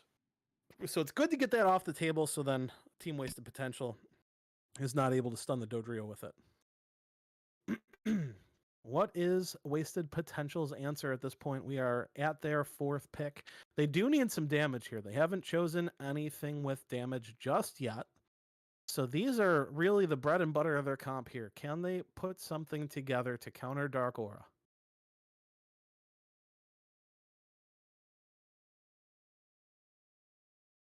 The pick is in, and it looks like Decidueye is picked. Decidueye is actually a very, very strong counter to Delphox, usually because it has range on Delphox and can create a huge burst damage to Delphox in the backline. So while it's moving in the background, the Decidueye lines up its target with its Spirit Shackle and just tries to take it out in 1-2 hits. The Dodrio is a massive problem for that Decidueye, though, so the Wasted Potential is going to have to spend a lot of resources on containing that Dodrio and making sure that it just doesn't get fed early, keep it a Doduo as long as possible, and then make sure that it doesn't have a clear line to the backline, because a lot of the times you're going to be seeing this Dodrio flanking the enemy team, going into the backline, making this Decidueye's life a nightmare. And then Wasted Potential goes ahead and grabs the Pikachu for even more CC. Volt Tackle Pikachu is just absolutely menacing to a Dodrio. It stops it dead in its tracks. And then the Dark Aura side picks Glaceon. We have all of our picks. And looking over these comps, I'm really excited for a great match. I think both teams did a wonderful job on their draft picks. This is a very, very balanced match right here. I still need the commish to bring up his screen in the Discord call so I can cast the call, though. Commish. Thank you. All right, we have the matchup ready. Who do you think is going to win this? Everyone, go ahead and put your predictions in the chat. Root on the team that you're cheering for here. Dark Aura at 3-1, Wasted Potential at 2-2. We're just getting everyone into the lobby. I myself really like the side of Dark Aura right now with their picks. That Dodrio is going to cause problems. I would not be surprised to see it target banned in the second half of this because it just has so much mobility. And a lot of times the tanks just can't get to it because they're not fast enough. So you can see the Dodrio sneaking through the back line and just causing serious problems for the Decidueye already. I have a good feeling that's what's going to happen. This Decidueye has to have really good heads-up plays and really good positioning to make sure that that's not an issue. I know that Shadow Sneak is actually a pretty good follow-up and can stop the Dodrio's sprint meter, so that'll be interesting to see here. As well as that, we have some crazy CC on the side of Wasted Potential, and they're hoping that's enough to stop the Delphox from schmoving, the Dodrio from running around in circles around their team, and we'll see if that can happen. We're just getting everyone into the game right now, and it looks like we're just about to get started here. Waiting on everyone's ready call now. We've got everyone in the lobby.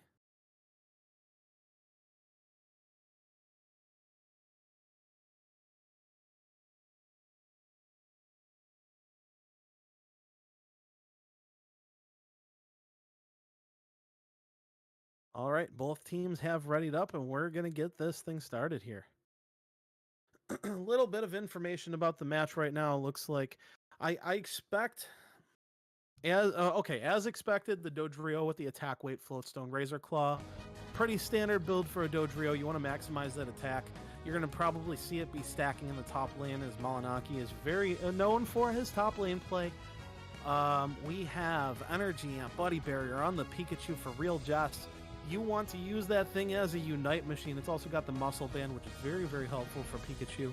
Bloomer with the Rapid Scarf, Scope Lens, and the Muscle Band for Wasted Potential on the Decidueye.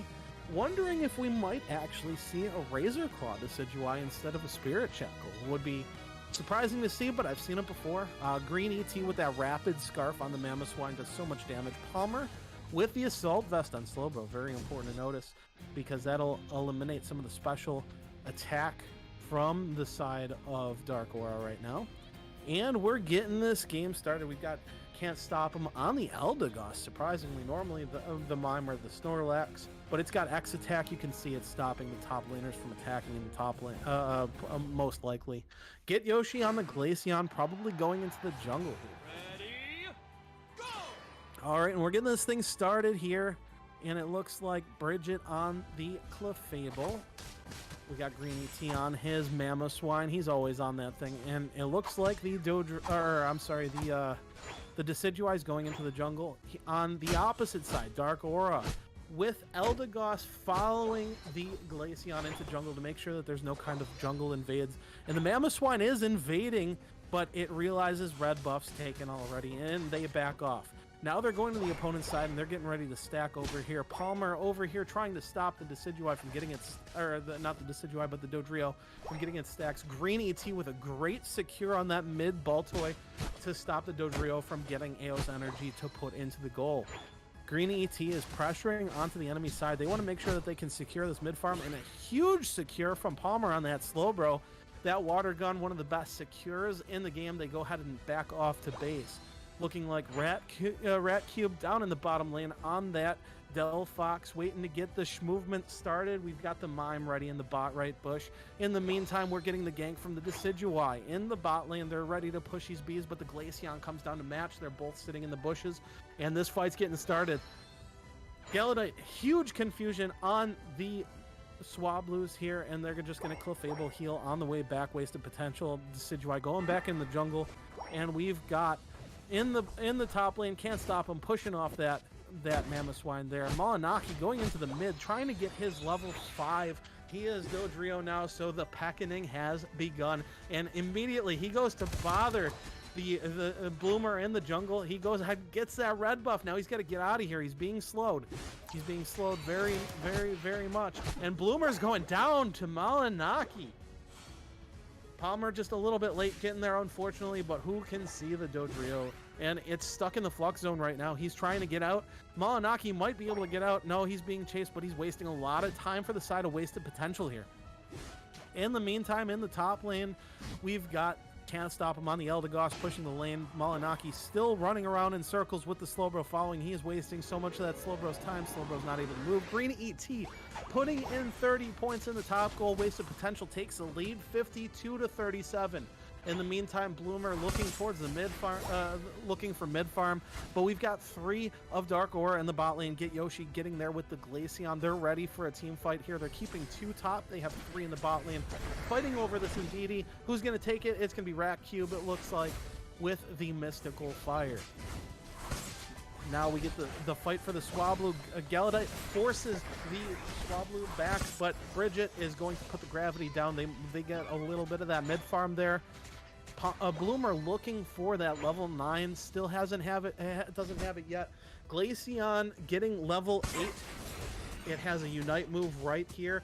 Right now the level advantage going in the side of wasted potential a little bit.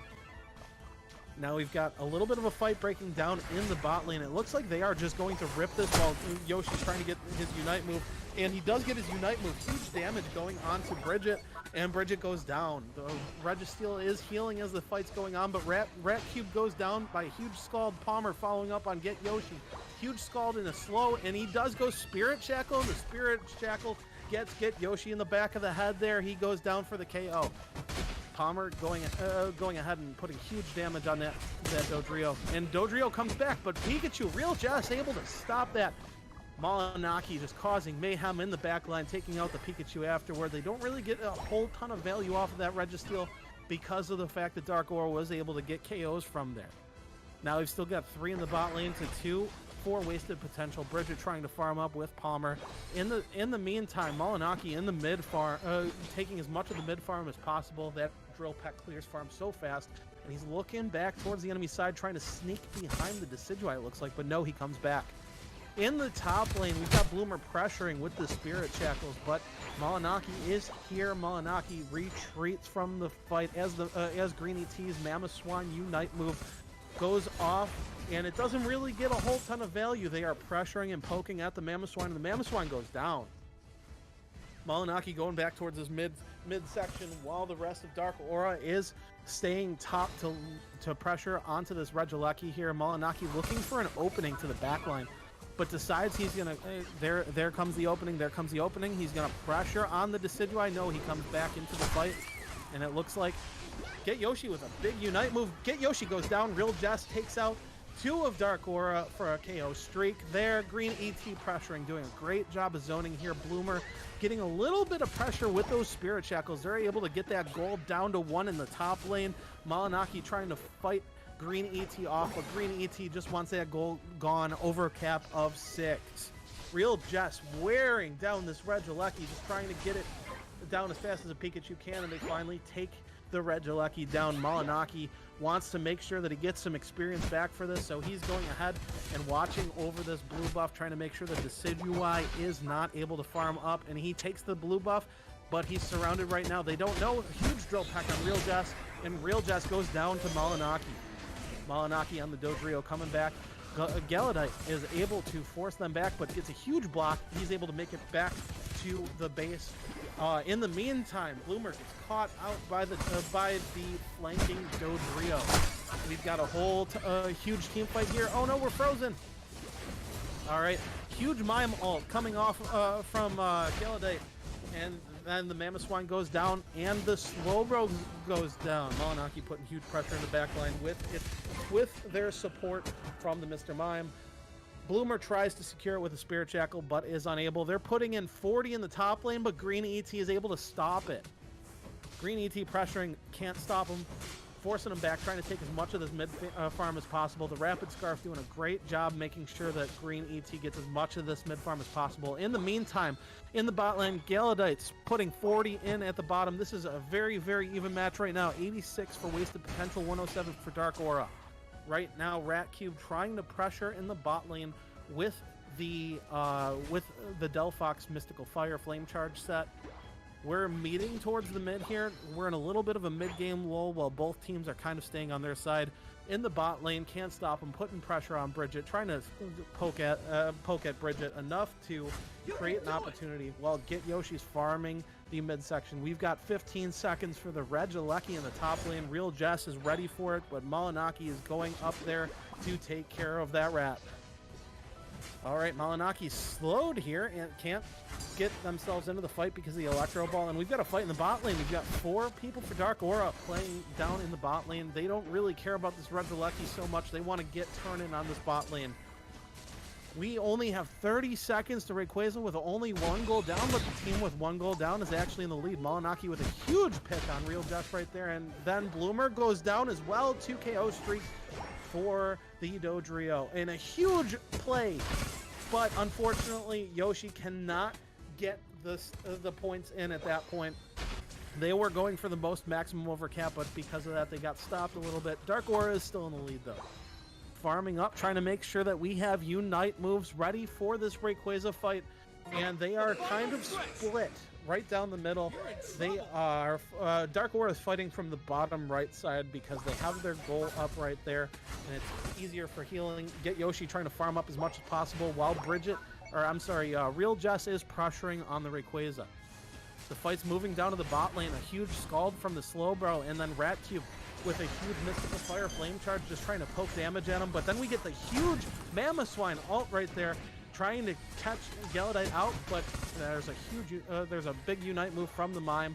Dodrio able to go in, get Yoshi with a 2 KO streak, just picking the Wasted Potential players off. Real just barely escapes the Mime confusion, but Bridget is getting peppered with damage from this Glaceon. 170 to 86. Dark Aura knows they do not need this Rayquaza, so they're just pressuring the sides here. And Malinaki able to get 18 points on that goal just to break the goal so they don't have anywhere to come back to. It looks like right now Wasted Potential knows that they have to force the issue. They know they have to put this into a flip position, and it looks like they are forcing this Rayquaza here. We got a big team fight right here. Huge ult by Rat Cube right there, and we see players go down on both sides. Green ET goes down, 3 down for Wasted Potential, and Malinaki able to steal the Rayquaza right there. Huge damage to Slowbro, and 5 down on the side of Wasted Potential. I would not be surprised to see a surrender vote coming up pretty soon. Malinaki putting in the 50 dunks. Mime putting in the 50 dunks. 100 ducats going everywhere. Hundo burgers, whatever you call them. 588 to 86. 598 to 86. Rat Cube puts in the 10 just for the tiebreaker in the league. And they're just going to pressure this goal until the game is over. Only 10 seconds left. Dark Aura going up 1-0 on Wasted Potential. What a well-played game by both teams. That was right until the very, very end with the Rayquaza there. Rayquaza being the determining factor of that game right there. Lots and lots of pressure from that Dodrio. Malinaki on that Dodrio. Very, very dangerous. I would not be surprised to see that get a target ban in the next game. Final score of that match, 632 to 86 in favor of Dark Aura there. Now, Wasted Potential gets to choose whether they want to pick first or pick second too. Just waiting on the answer from them to get this started.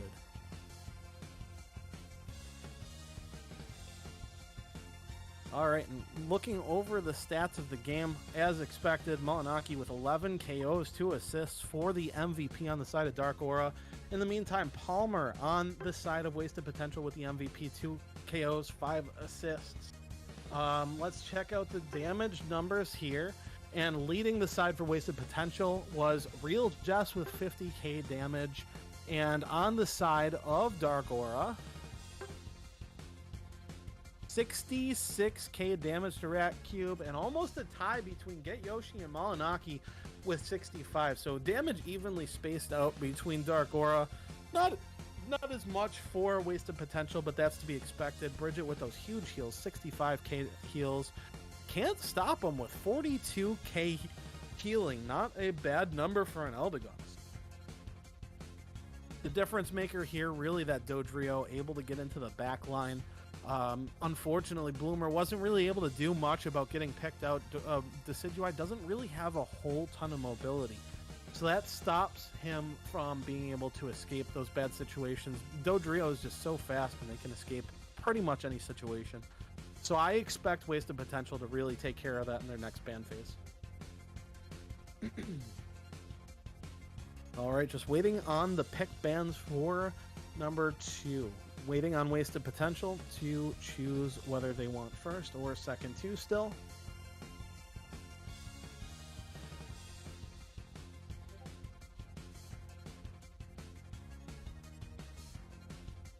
All right. And Wasted Potential here. Looking like they're going to pick...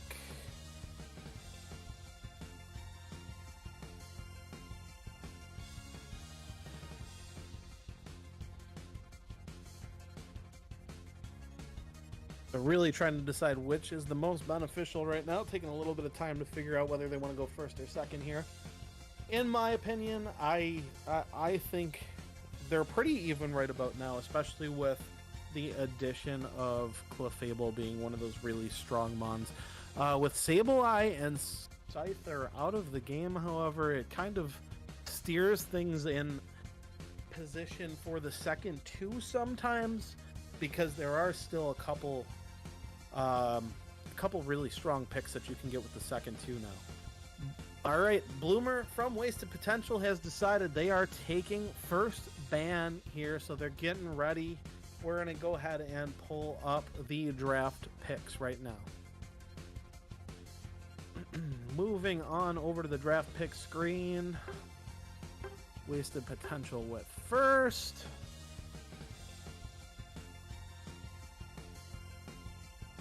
There it goes. And the timer is getting started right now. Now.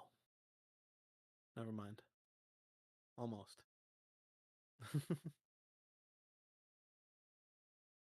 All right, I do expect a target ban on the side of Wasted Potential to Dark Aura. I think that they want to get that Dodrio out. Dodrio causing so many problems for Wasted Potential right now. But you have to figure that there are some really strong other picks, and they go with Mew again. They want to make sure that that Mew doesn't get played. Dark Aura has a really strong Mew player on their team, apparently, from the side of Wasted Potential. That's their opinion on that. And then we move to Dark Aura. Dark Aura with the next ban here.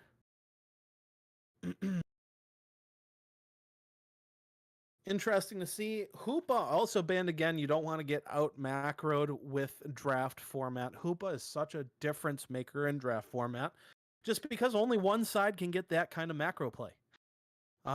Seeing here, if we get a second similar ban by Dark Aura, don't fix what's not broken. But Slowbro goes off the table. That was one of Wasted Potential's first picks last game.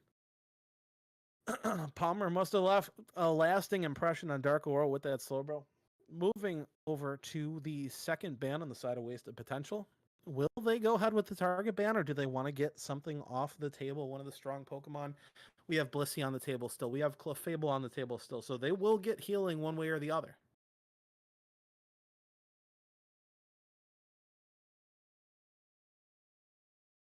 "30 seconds left on the clock, just waiting for that pick to go through. I anticipate another Blissey ban here. They do not want that Blissey on that side. The pick is in, and it looks like it's going to be Blissey. There's the Blissey pick, as expected. Here comes the Clefable for Bridget, and then we're on to the side of Dark Aura. 1 minute on the clock. That looks like they have their pick in already. They know what they want. They are excited for this because it played out exactly the same. I expected Dodrio picked here just because of the fact that they're afraid Wasted Potential is going to ban it.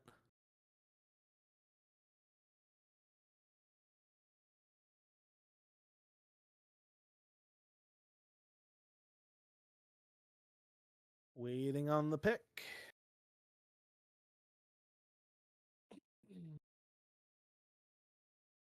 A little bit of discussion going on. They do get 2 picks. They'll probably just hammer them out real fast. Both Dark Aura is usually very, very fast about their picks. They go with the Delphox first.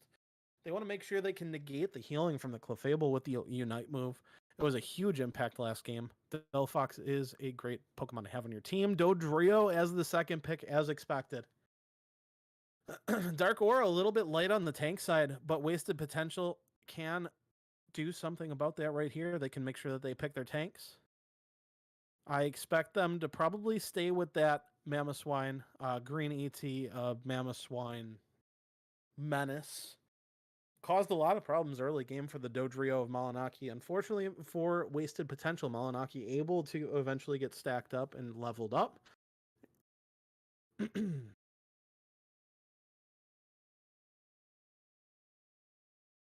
20 seconds left on the clock, waiting for the pick to be in.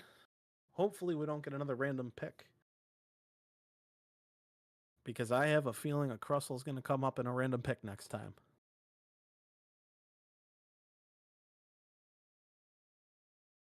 Five seconds on the clock. 4, 3, 2, 1. Snorlax is picked by Wasted Potential.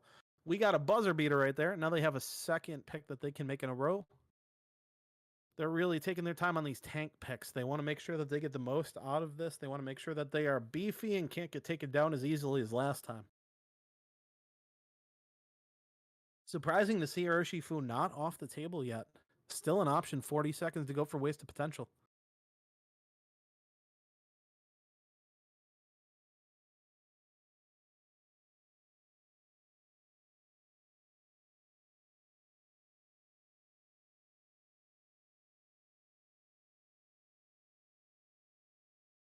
$20 seconds left on the pick. I expect to see another tank pick here, but Tyranitar, what a huge pick here for Wasted Potential. If you can get Tyranitar pocketed by that Clefable, that thing could cause serious problems for Dark Aura, especially with something that likes to dive as much as Dodrio does. But poke damage is Tyranitar's weakest. We need to, if you're on Wasted Potential, we really need to make sure that that Delphox doesn't have free access to the Tyranitar, so it's important to bulk up that front line. I think with Dark Aura, you're going to start seeing tank picks here. I think they really like that Mr. Mime pick. Mr. Mime is very strong going into this comp, has a great Unite move for a team fight. Got 30 seconds left on the clock for Dark Aura.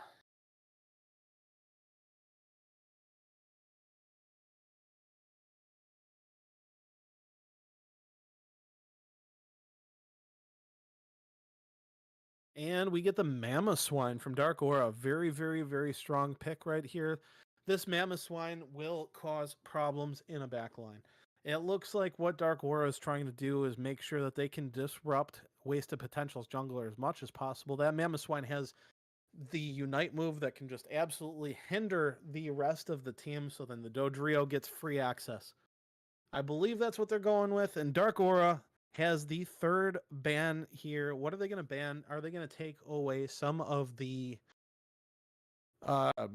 tank from a Wasted Potential, or do they want to handle the attackers? Because the attackers right now are a little bit light on Wasted Potential's side. Dark Aura has both their attackers, so Wasted Potential does have a pretty high pool of Pokemon that they can pick from. And they go with the Eldegoss. They want to make sure that that Tyranitar cannot get double pocketed here. So the Eldegoss is off the table. Wasted Potential with the third ban here. And if I'm Wasted Potential, I think I'm looking towards tanks or supports. I think you want to get that Mr. Mime off the table so that they just can't out-survive you. You want to make sure that they really have a hard time lasting in team fights. So then that Tyranitar can just absolutely wipe them out. Doesn't get stunned or hindered in the process. That would be, I think, probably my best pick in this situation.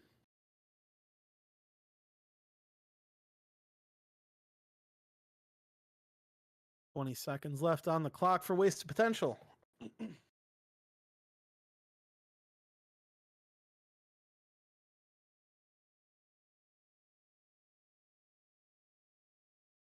Looks like the pick is in, and they do ban the Mr. Mime. As expected, they want to get that mime off of there.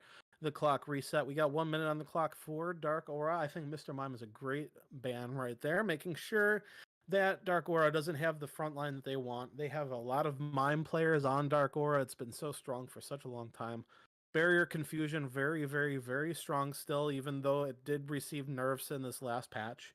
The confusion damage just not as much, but the real problem with confusion damage for Mr. Mime all along was when it slams you into walls, and that damage is huge burst damage that can really mess up a game.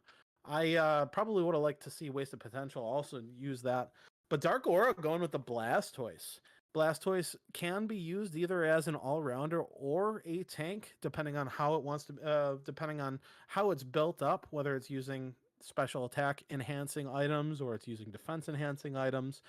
Its Unite move can also be very, very, very strong, especially in the situation of securing objectives, and especially with the eject button, you can just fly into a space and Unite and knock the whole enemy team up into the air. What is Wasted Potential going to do to counter this tanky comp that Dark Aura is putting out right now?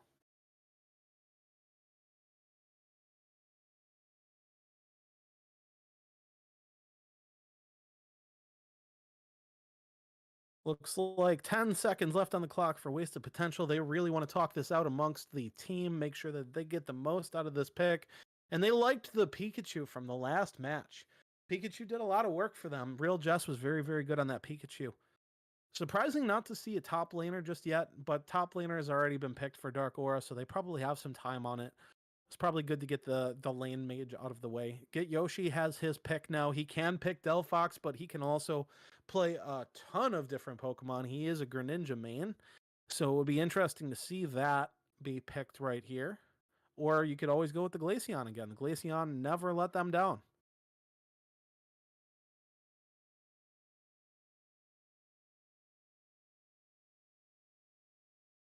Oh, I apologize. We're actually on the side of Wasted Potential for the next pick. So they pick the Decidueye again. They want to run it back.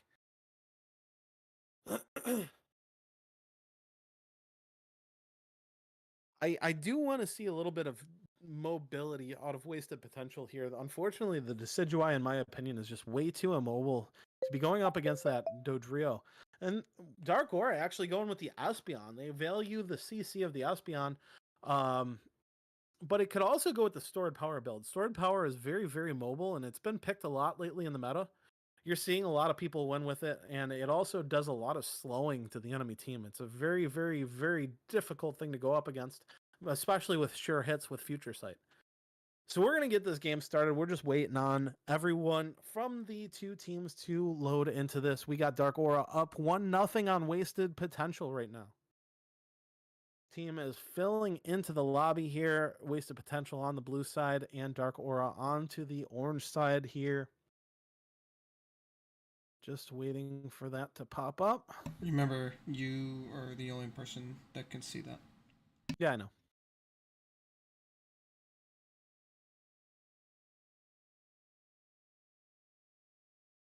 Just waiting for everyone to hop into the lobby, and then we'll switch right over.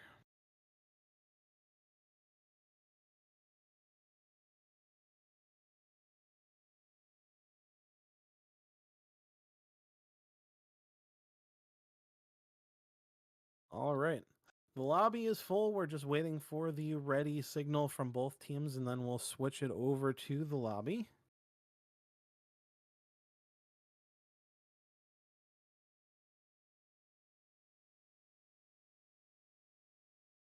All right. Both teams with the ready signals. We are switching over into the game now. Looking over the builds from both teams.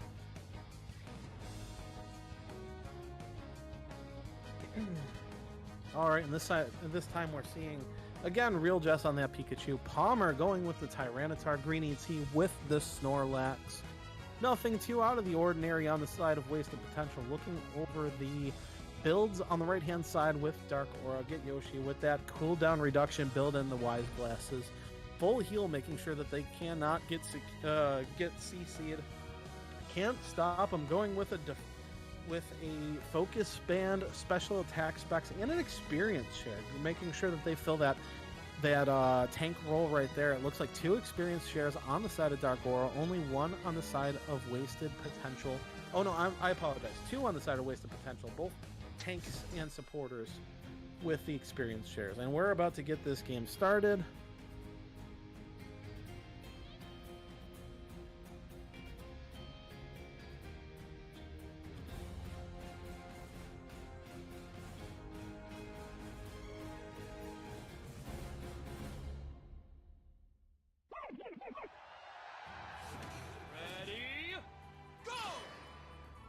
Okay, and we're getting started here. Are we going to see the same thing from Wasted Potential this time?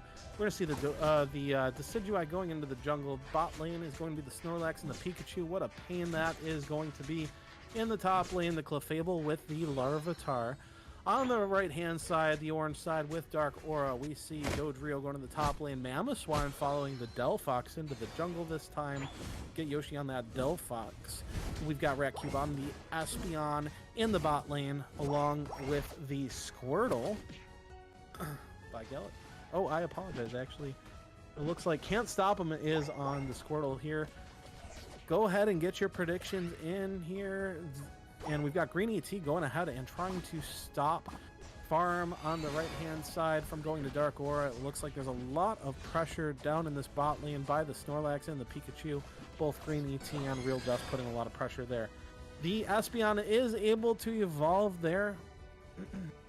And it looks like Ratcube on that Espeon is waiting for these 8-minute Swablues. Get Yoshi into the bot lane. Meanwhile, Wasted Potential ganking the top lane.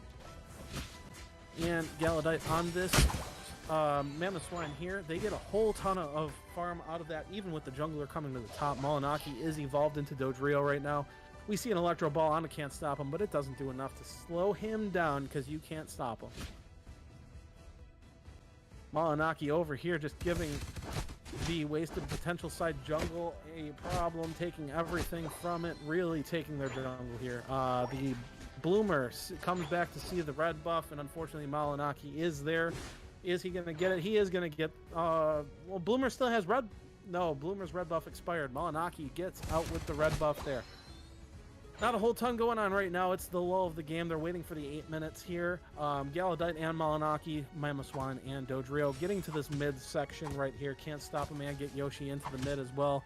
Meanwhile, Wasted Potential only sending Bridget to the mids. Bloomer getting there a little tiny bit late. Molinaki getting a score in right there. He wants to force that score to get those attack stacks, and he's level 7.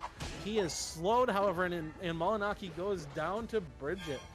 Bridget now has both buffs. In the meantime, Tyranitar going down in the in the top lane, and we've got 43-25 Dark Aura in the lead, and in the lead 1-0. We've got both objectives spawning in 30 seconds. How are they going to play these B fights here? Are they going to keep going with the split lanes like they did last time, or will they crash one lane? Looks like a lot of pressure in the bot lane from Wasted Potential, and Dark Aura coming down to match the Wasted Potential players down here, trying to get a shot on Molinaki, but Malinaki's able to escape. Huge Drill Peck going ahead, taking as much farm. They're trying to get as high level as they can before this bot lane is ready to fight. And Green ET taking a whole ton of damage and gets the big burst damage from Get Yoshi with that Mystical Fire Flame Charge, takes him out. Real Jest getting poked at, but is able to get out. Molinaki with the Volt Tackle on him, unfortunately. Bloomer with the miss right there on the Spirit Shackle that could have taken him out, but Dark Aura is starting to put pressure on this bot Reggie here. They're poking at him and zoning him pretty well. Green ET able to block that Mamoswine out to the side.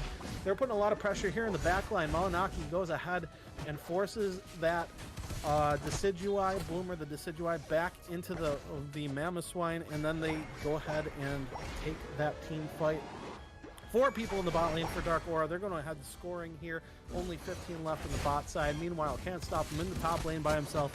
With 3 of wasted potential, Malinaki goes ahead and takes that Reg Ice off the map and is trying to get these dunks in right here, but is stopped by the Snorlax.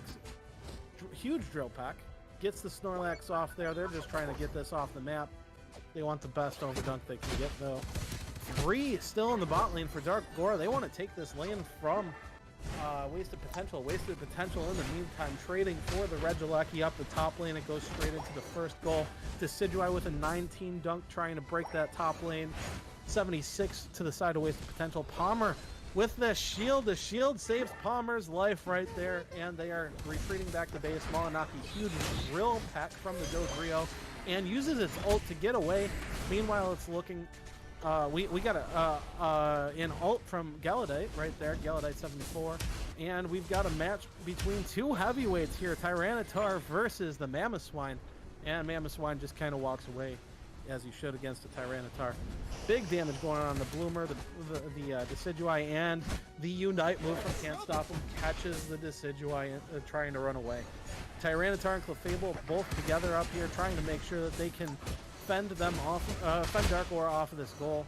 Real Jess hopping in with a Volt Tackle, really getting that Mamoswine low. We get a Unite move from Real Jess right there, but a counter Unite move from Get Yoshi right near that goal, trying to get the last minute picks. And Get Yoshi is moving away from that Tyranitar. He gets out with 1 HP left. Bridget trying to base, going down to the bot lane. In the meantime, we're getting Get Yoshi here, farming up this midsection, almost level 12 already, and there is about to be a fight in the bottom lane. Looks like 3 down for Dark Aura and 4 down for Wasted Potential. Only 1 up top is Real Jess. Big block by the Snorlax, big gravity by Bridget, forcing Dark Aura out of the position, but Malinaki going up and down to sneak behind the back line here. It looks like he wants to get that Decidueye, but Bridget catches on to his tricks, puts a big gravity down, and is zoning out the Dodrio. However, Bloomer chased into a corner, pinched between both sides of their team. Big ult from the Snorlax UT right there, but unfortunately it's not enough to keep him alive. Dark Aura is going to take this team fight here and take the Registeel. Registeel goes down. Malinaki with another secure on the bot Regis. Malinaki waiting his opportunity to try to get this 40 dunk on the bot goal while Bridget walks away. They are ripping the Regieleki in the top lane, however, wasted potential with a big secure by the Tyranitar. In the meantime, Can't Stop him trying to secure that objective with his Unite move. They're just going to let this thing walk in right now because this will break the goal. It'll give Dark Aura a whole ton of farm. Big damage going the side of Dark Aura, but they are able to fend off wasted potential in the top lane.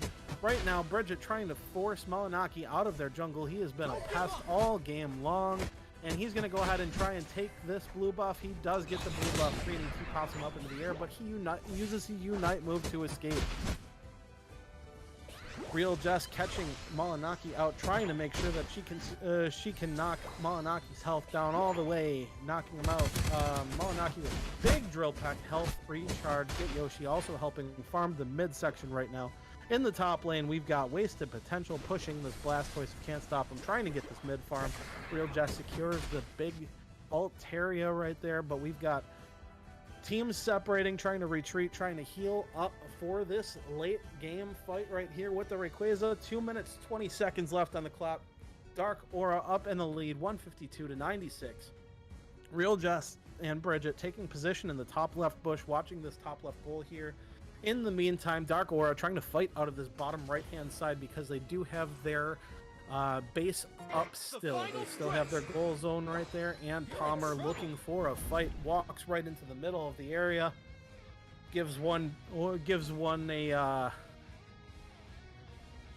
dark pulse just to intimidate the enemy team, and it looks like Can't Stop him going for this goal right here. Wants a 50 dunk, leaving Dark Aura a little bit under short-staffed in the bot side here, but it doesn't matter because they're able to get back. And it looks like this is a full flip right now. They are trying to just force this Rayquaza.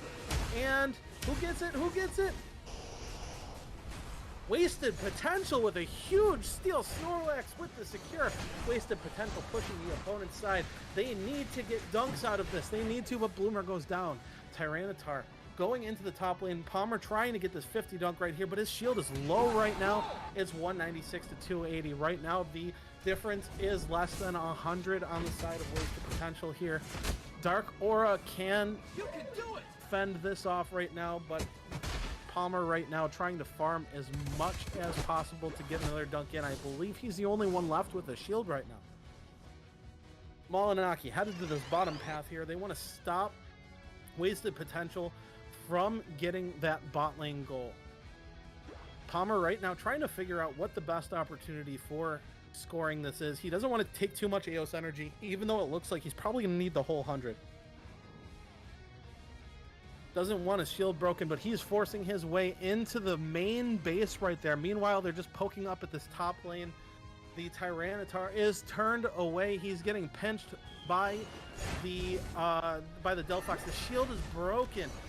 They need some kind of score here. Unfortunately, oh, can Real Jess get it? No, Real Jess is stopped last minute. They're not going to be able to get these scores in.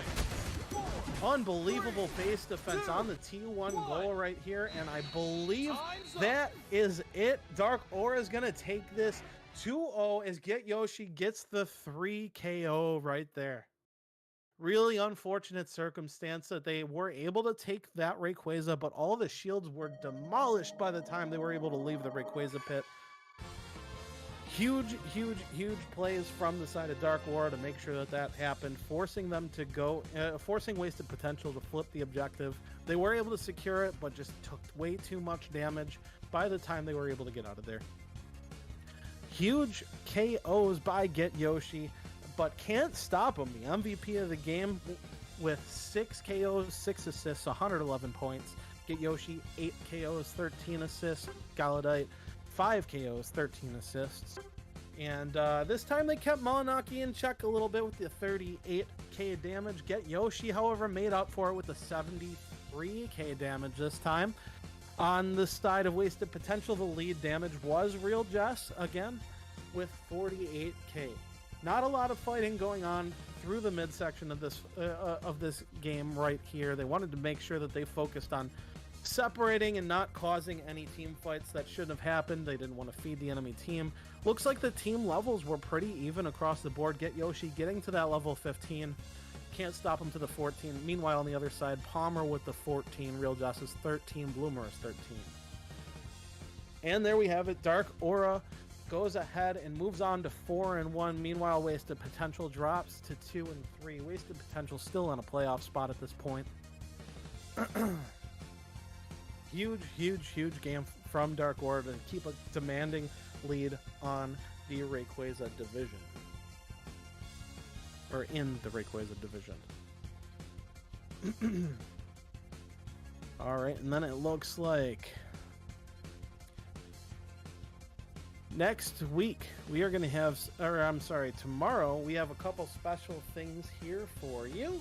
We're going to have the Player of the Week on for an interview. The Player of the Week being Aquamarine. And then we have some great matchups. We've got Magikarp Clan versus Jungle Griefers. Super Squirtle Squad versus, and I got to look it up again one more time because I swear I'll figure it out. Ikigai no Tsurugi versus Super Squirtle Squad at 8 p.m. Central Standard, or I'm sorry, 7 p.m. Central Standard Time. And then we've got Team Drip versus War Legion, the banger of the night. Team Drip 4-0, War Legion 3-1. That one is at 8 p.m. Central Standard Time. Please keep in mind, tomorrow is going to be an hour earlier than usual as we want to get our teams some rest before UCS on Saturday, where they all compete to try and make the World's Circuit here. So starting at 6 p.m. Central Standard Time. So, thank you everyone for showing up. Maybe a couple words from the league commissioner here.